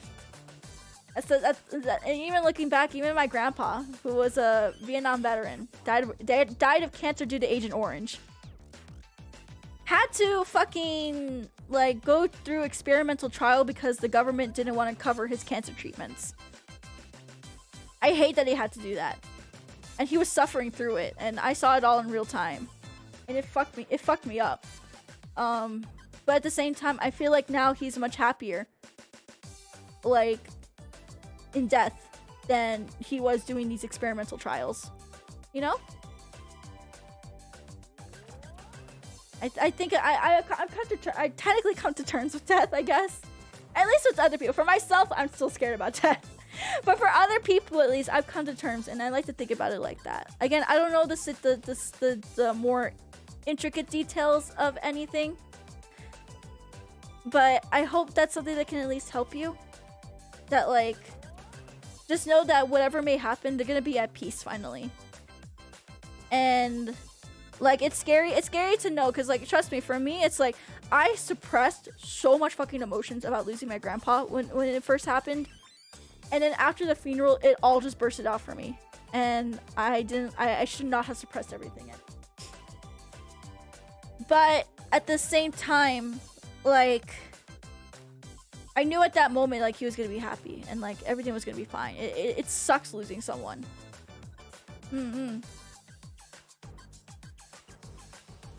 Yeah, I only asked this because I've noticed coincidences and my brother is really young. Well, enjoy the time that you have with your brother then. Enjoy it. Enjoy and make memories. Don't be like me, afraid of my grandpa, because like he changed so much because of those trials, man. He changed so much. He was so aggressive, and a lot of his PTSD came out more towards the end, and I was afraid of him because like, and he would like, I don't want to say like bicker and like complain, but like he would sit me down for like hour-long talks and be like, you have to do, and I get what he was trying to do, but he did it in such an aggressive way, and it made me scared of him, and I just avoided him, and I feel so bad that like I avoided him like that. But the other thing is too, I don't follow myself because I was a kid. I just really didn't understand. That was my first time processing like a very close family member's death, and like I was very regretful after that like I didn't get to spend a lot of time with him. I just didn't put how I felt aside just to spend time with him. Probably didn't want to go through something. That's what it is. That's, I'm pretty sure, what it was. I don't hate him for it either. Like, I get what he was trying to do, and like, but at the time I was very scared. So please spend time with like your loved ones, whoever it may be, as much as you can, when you can, how you can. Doesn't need to be deep either. Doesn't need to be like day long or like extravagant things. Like just hanging out will help you so freaking much. Spending time talking to them, just do it. Don't be like me, man. Don't be like me. Don't be like me and be scared. Just take it head on, man. All you gotta do. All you gotta do. I believe in you. I believe in you guys. I believe in you guys. Yeah, exactly. Don't let the fear of what may come petrify you from spending time with them. Gotta take every chance you get to spend time with them. Yeah, it's never too late to tell someone you love them, even when they're gone. Their spirit will feel it. Trust me, man. Trust me. There you go. Okay. Do you miss Texas? Yes, I actually do miss Texas. I'm actually going to Texas for Memorial Weekend because I'm gonna go see my cousin graduate. And I'm kind of excited because that means I get to go eat some good barbecue, go see my family. All my families and most of my family is in Texas. Good majority of my family is in Texas. So I'm excited to see them. Go to meet up. We got to go eat good food and talk and hang out and everything. I miss Texas for my family more than anything.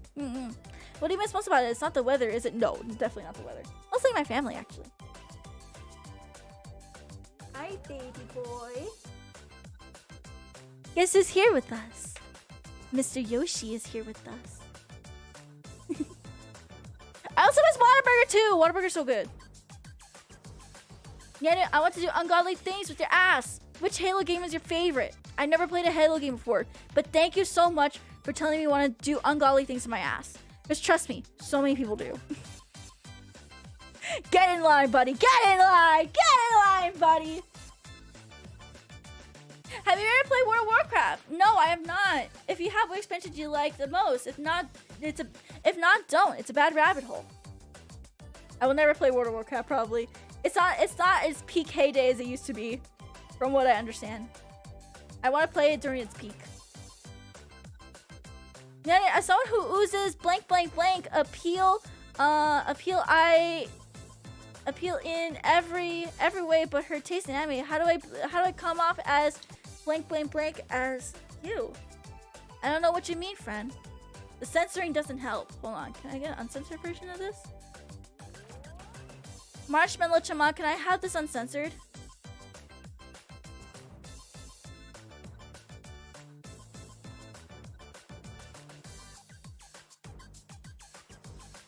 I don't know what it means. I think it means sexy. Who is this sex appeal in every way but her anime taste? How do I come off as sexy as you? Oh, okay, that makes sense. That makes sense. That makes sense. Are those censor bars? I thought those were emotes. Oh, they're censor bars. They're censor bars.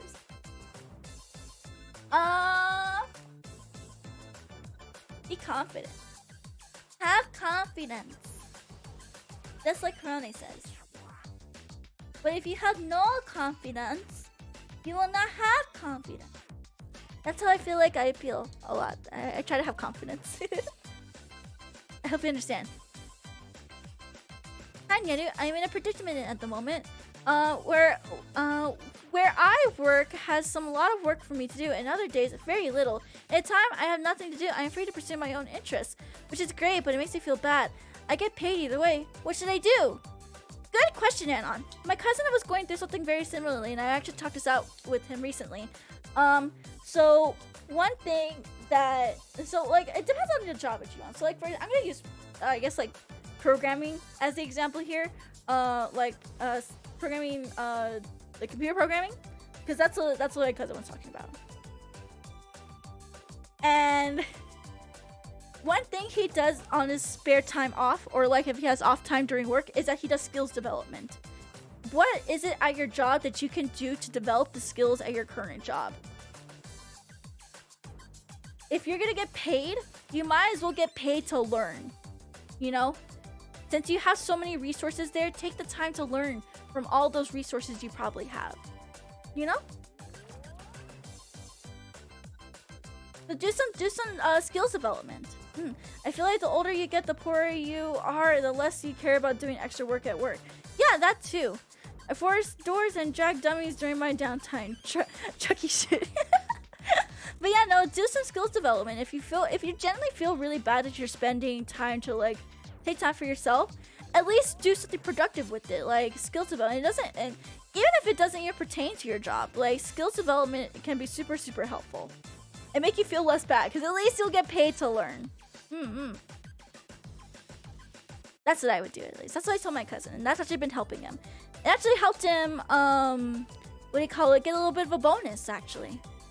Instead of like him just kind of sitting there browsing YouTube or whatever, he did a lot of skill development, and it's starting to show off to the point where he got a little bonus from his boss. I think it was like a 1% raise. I think he got a 1% raise just for using that time as skill development. You never know how it will go. So yeah, it's very difficult to catch you live. So your short form content is great. Are you going to pick back up quick compilations? Any more quick cover schedule? Now and always, Nyaru love. I'll try to do clips. I'll try to do clips. I promise. I'm very bad at doing clips, honestly. But I will do more quick covers. I do have a cover that's going to come out this week. I'm going to be doing a Idolmaster song, actually. So look forward to that. And there may, if I can fucking figure out fucking MMD, there will be a little dance motion with it, too. So look forward to it. Wow, this is big. This is big. Okay, it says, hi Nyaru, I just came to ask you what your favorite kind of pizza is. I like Firehouse pizza. I like pepperoni pizza. And meat lovers pizza. And supreme pizza, but my personal favorite is pineapple pizza with anchovies, black olives, and stuffed garlic butter bread. Ooh, the stuffed garlic butter bread sounds really good. My other question would be, what is your favorite and most hated enemies in some movies or video games, like Soulborns or Fallout? That's a good question. I like an enemy that, like... See, I don't really have, like, a favorite enemy, per se. I guess it would be Gilgamesh from Fate series. I guess. But, at the same time, like, I like a good enemy that... I don't know, it's relatable. Oh, I know my favorite enemy, actually. Or more of an anti-hero. He's more an anti-hero. Patrick Bateman. Patrick Bateman. He's not really the enemy, but he's also not the hero either. I would say Patrick Bateman. Yeah. Patrick Bateman, yeah! I like the I'm you but stronger type of enemies, like V1 and Ultra Kill or Virgil in DSA, but those are usually bosses.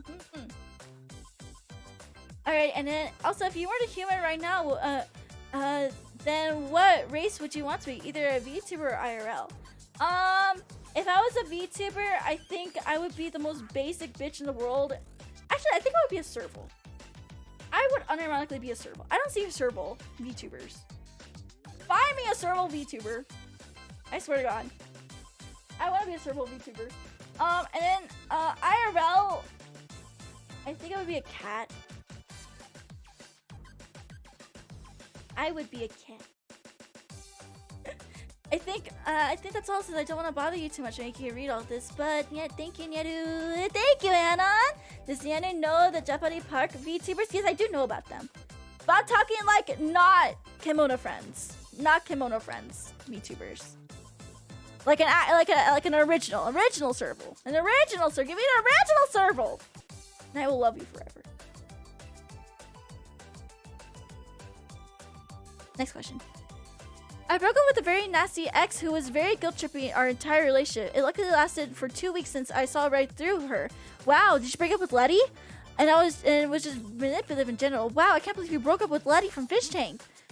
Turns out she was cheating on me with my used-to-be best friend. They had been dating behind my back. Wow, you dated Letty! Oh my god! I rejected about 3 people who asked me out because I knew I had to sort out my mental health issues before I jump into a new relationship. Good on you, friend. You're doing it right then. But I'm not sure how I can heal from this girl. It said they say time heals all wounds, but I'm not sure if I'll ever trust anyone to date me again. Do you have any advice for me, Nyaru? Therapy. You need to talk out your emotions. You need to like talk them out. Friend. Time does heal, but talking also heals too. Take the time to sit down and actually talk to someone about this, like, experience. It sounds like you're kind of like keeping a lot of things in, And that's not good. It's not good for him to keep in a lot of those emotions, you know? And I feel like when you open up about it, you'll become a little more open to other people, you know? But also know that, like, not... This is so hard to say nowadays, I know, so feel free to roast me if you want. Just know that all women are not like that nasty ex, you know? There are good girls out there. It's very rare. I know, it's very rare to find good girls nowadays. But enjoy yourself. Find a way to open up about it. Because if you can't open up about, like, this experience, I don't think you can open up to other people. So take the time to heal. Time does heal. Take the voice to heal. Talk it out with someone.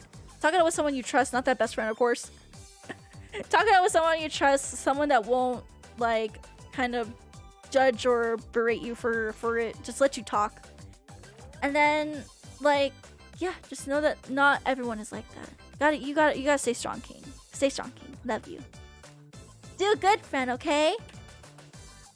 How precious do you think fan gifts should get?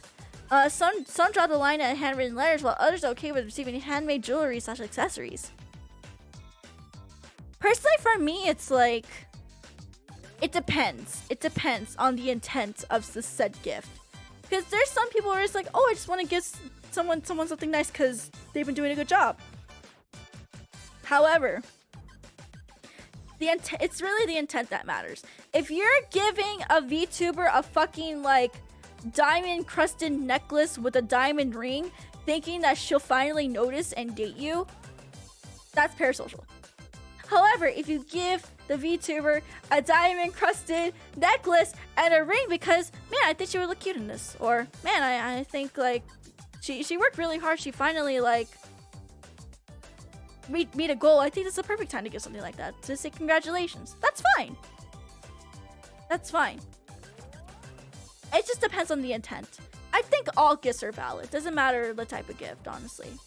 It could be a handwritten, like, doctor note scribble letter, and I will still accept it. It could be, like, a fucking, like, star, and I'll accept it. But it's the intent that matters, and I can't control you guys on what your intent of a gift is, but that's up to you. That's up to you to decide. So just double check and mentally check yourself before you give a gift to a VTuber. What is sending your Oshi VTuber unsolicited dick pics? I would not do that, friend. I would not do that. How long did your model take to make? 2 months. Will you make a dedicated video discussing the aspiring VTuber questions? Maybe one day. I want to do shorts, like VTuber advice shorts. Maybe one day. If y'all send me more advice questions, I'll do some shorts about them. Yeah. Are you my friend? Well, I don't know you, Anon. Depends. If you're here in chat right now, yeah, you're my friend. If you're someone who's, like, trying to use me, probably not. I don't know. I think everyone's my friend. Until they do something fucked up. Oh, is that it? Oh, we still have more. Are you happy that no one's referencing your giant food o'clock anymore? There's a period that was a bit overboard. I do agree it was super overboard. I do agree, Umfi. Super, super overboard. But it's okay if it's referenced every now and then. Just, I don't want it to be my personality. I don't want my food o'clock to be a personality. That's what I don't want. Yeah. Okay, what are some suggestions for things to do / make yourself feel better if you're really stuck in a small town with nothing to really do? What was overboard about it? Good evening. Hello, welcome. How y'all doing today? So I grew up in small towns, okay? Like, I am talking, like, middle of fucking nowhere, North Texas, okay? And if you've been to North Texas, you know how remote it can get. One thing that, like, really helped me. This is me as a kid, honestly. Was, like, going exploring to, like, different places. I would point back to the outdoor activities from, yeah, exactly. Going exploring around. try to find something. Try to find something to explore, like a trail. I'm pretty sure there's There's like a bunch of trails up in North Texas. You can do that. It also doesn't need to be going out to like a trail or whatever. It could just be going in your backyard and like doing a project or something like that, or like make it a shed. Yeah, make a shed. But yeah, so I find some outdoor activities to do. Trust me, there's something you can do. Go explore your small town a little bit more. Explore it a little bit deeper. Go make some relations. So go make some friendships out of that. Yeah. I used to have like this one place where all my friends would meet up. It was at a gas station, random ass gas station, and we would all go and get snacks there, and we would just meet up there and have a good time. It doesn't have to be that deep. It can be as simple as that. Simple as, chat. Have you heard or read the Archie Sonic the Hedgehog comics? Yes, I have actually, but I've not read them. I should though. I heard they're really good. What is the perfect ice cream sundae? One with a whole bunch of fudge. Like the fudge content has to balance out the ice cream. Like you have to have, like every bite of ice cream needs to have fudge in it. Okay? And if there's too little fudge, it sucks. There's no such thing as too much fudge. You need to have that whipped cream. And I mean that good whipped cream, the freshly whipped whipped cream. Not the store-bought bullshit, okay? Not the store-bought bullshit. Personally for me, I don't like sprinkles on my ice cream. I don't like anything like hard. I want it to be all soft and nice. No hard shit in my ice cream. And then, no cherry. Yeah, no cherry. Bananas, yes, though. Bananas, yes. But the bananas also have to have the fudge on them. You have to eat a little bit of the banana with the fudge on it. Yeah. Yeah, no crunch, just cream. Exactly. That's perfect to me. Oh, wait, is that it? Ah, that's it! That's it! Okay, chat. We are gonna go over here real quick. Some bonus questions that were asked in here. Bonus question time, chat. Let's go! First question that we have for today is, do you own any alpacas? How many? What do you feed them? I wish I owned alpacas. I think when I get older, I want to have my own farm where I can have my own alpacas and I can shed them, or not shed them, but like take their fur and sell it and make like cute little mittens and hats and all that shit. Yeah. But and I want to feed them. I want to feed them alpaca food. Yeah. The accident was 10 years ago. You can't keep blaming yourself. Will you please come home? No. I'm gonna keep blaming myself. I have to keep blaming myself, okay? I could have prevented it. You still get it. Do you own a car? If so, what car? I technically don't own my own car, but I do drive my aunt's Toyota. I drive a 2017 Toyota.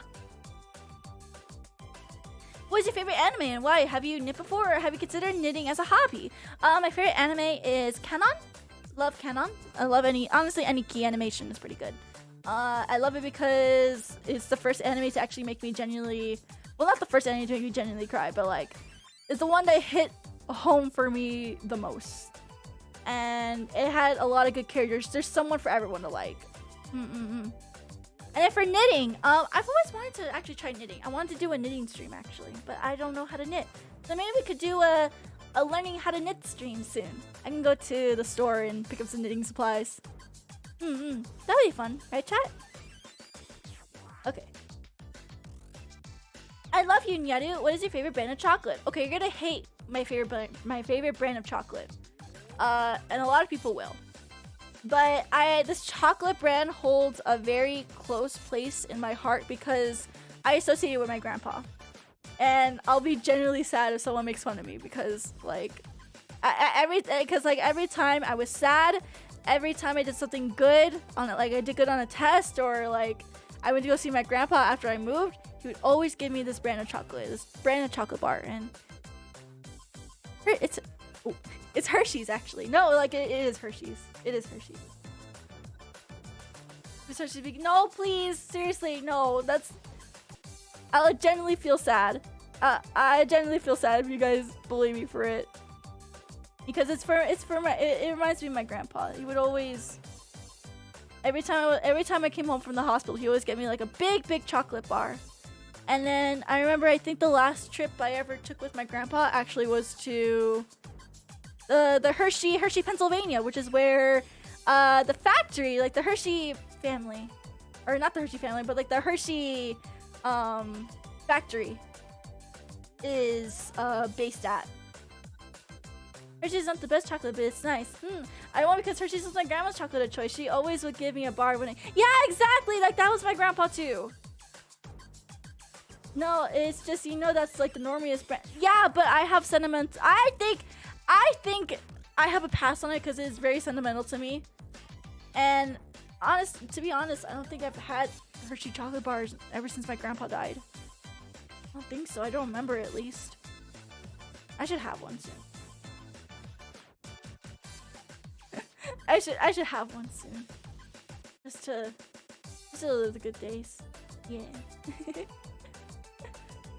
They aren't bad, just kind of the plain throne gift. No, you don't have to get me that, guys. You don't have to get me that. I can buy that. Alrighty. That's it. That's it for the pre-submitted questions. Okay, chat. Okay. So I have a meeting in about like 30 minutes. So I can speed run a couple of questions before I have to go to my meeting. So chat. What do you want to know? Is there any additional questions you guys have for today? Anything you would like me to expand on? I have to go to a meeting in less than 30 minutes. I'm getting for my win. 30th anniversary, September. Look forward to it. Can I ask what's the deal with the Fudacock being obnoxious was? So that's all. So I made the Fudacock thing my personality at one point, and that's very bad. And that's all. I would reference it pretty much like all the time during stream. And it got very, very. It actually like drove some people off. Okay, how important is this meeting? How stressful is it gonna be? It's very important because I have to put on all my VR tech, and I have to do like testing on a program on it and everything. So yeah. Why Vietnam? Why not? Those are never obnoxious. It is when you make it your personality. Are there any old jokes that you were sad to see go? No, actually. Most old jokes are ones that I wanted to go away. It's not you know you're still sicky if you're fully recovered.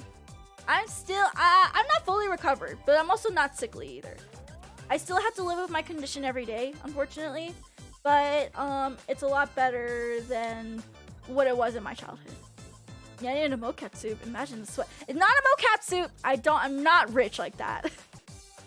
I do have vibe trackers though. I do have vibe trackers. What do you like about Gilgamesh besides wanting to have sex with him, of course? I like that he can step on me. Can I say that? Is it weird that any time is 2 words, but every time is 1 word? That is fucking weird. Extend, do you have a special connection with Vietnam War, family heritage? My grandpa was in the Vietnam War. Should I say what he does? He used to help plane cargo go from place to place in Vietnam. And he also did some special missions in Lay Jungles. And I think he also was the one that I kind of had to spread the Agent Orange and everything. But he also got it sprayed on him while he was like doing jungle missions and things like that. So, that's why. Any time is word, but every time is 2 word. Well, it's still weird. How come noses run and feet smell? Because that's what God said so, okay? You can't question God, okay? Can we expect any gaming collabs in the near future? Yes, I am. I think Lauren and Senna and a couple of us are gonna be playing a game soon. As well, Yodel, me might do a collab very soon as well. I'm trying to think about any other collabs I think I have coming. I think that's the only 2 things I have coming up so far. I would like to organize a Tarkov collab with some people, but I gotta slap myself silly and like actually ask them instead of just like being passive about it. Why don't we drive in parkways but park in driveways? Because we're weird, okay? Roundabouts are four-way roundabouts. I love roundabouts. I'll be real, roundabouts are pretty cool. Fortnite win, TPH. I'm sorry, I'm not underage and groomable. I'm not underage and groomable. I've said this, chat. I've said this many times. Alrighty, guys. That's pretty much all I got for you guys today, though. Yay! That's all I got for you guys. That's all I got. I mean, I don't have anything else to say, honestly. Thank you! Thank you! Until 19 stream win! Maybe Friday. Maybe I'll do a gorilla on it on Friday, because I forgot that was a thing. Would you like invitations to an isekai? No, thank you. I think isekai is pretty boring and basic and uncreative. And Kulikin, thank you so much for the follow. Go to the stage. Happy to have you here. Alrighty. Thank you so much everyone for tuning in today, though. Thank you. I have to go to my meeting like in 20 minutes, so I want to be able to cook I want to be able to like cook something real quick or reheat something and then like jump into my meeting because I have to put on a lot of gear, unfortunately. But thank you guys so much for tuning in today. Thank you. I'm going to have to speedrun this ending. We're rating Pippa. We're rating Pippa. We are rating Pippa. Damn, they've been at this for like 7 fucking hours. Jesus Christ. They've been at this for like 7 hours almost. Jesus Christ. We'll do Pippa here. We'll do Pippa Kirshi Love. Pippa Kirshi Love. Pippa Kirshi Love. Okay, so if you don't have a sub, you can use that message. But then if you do have a sub, you can use this one. Pippa here. Love. And don't spam it. One line. One line. No multi ones. No multi one.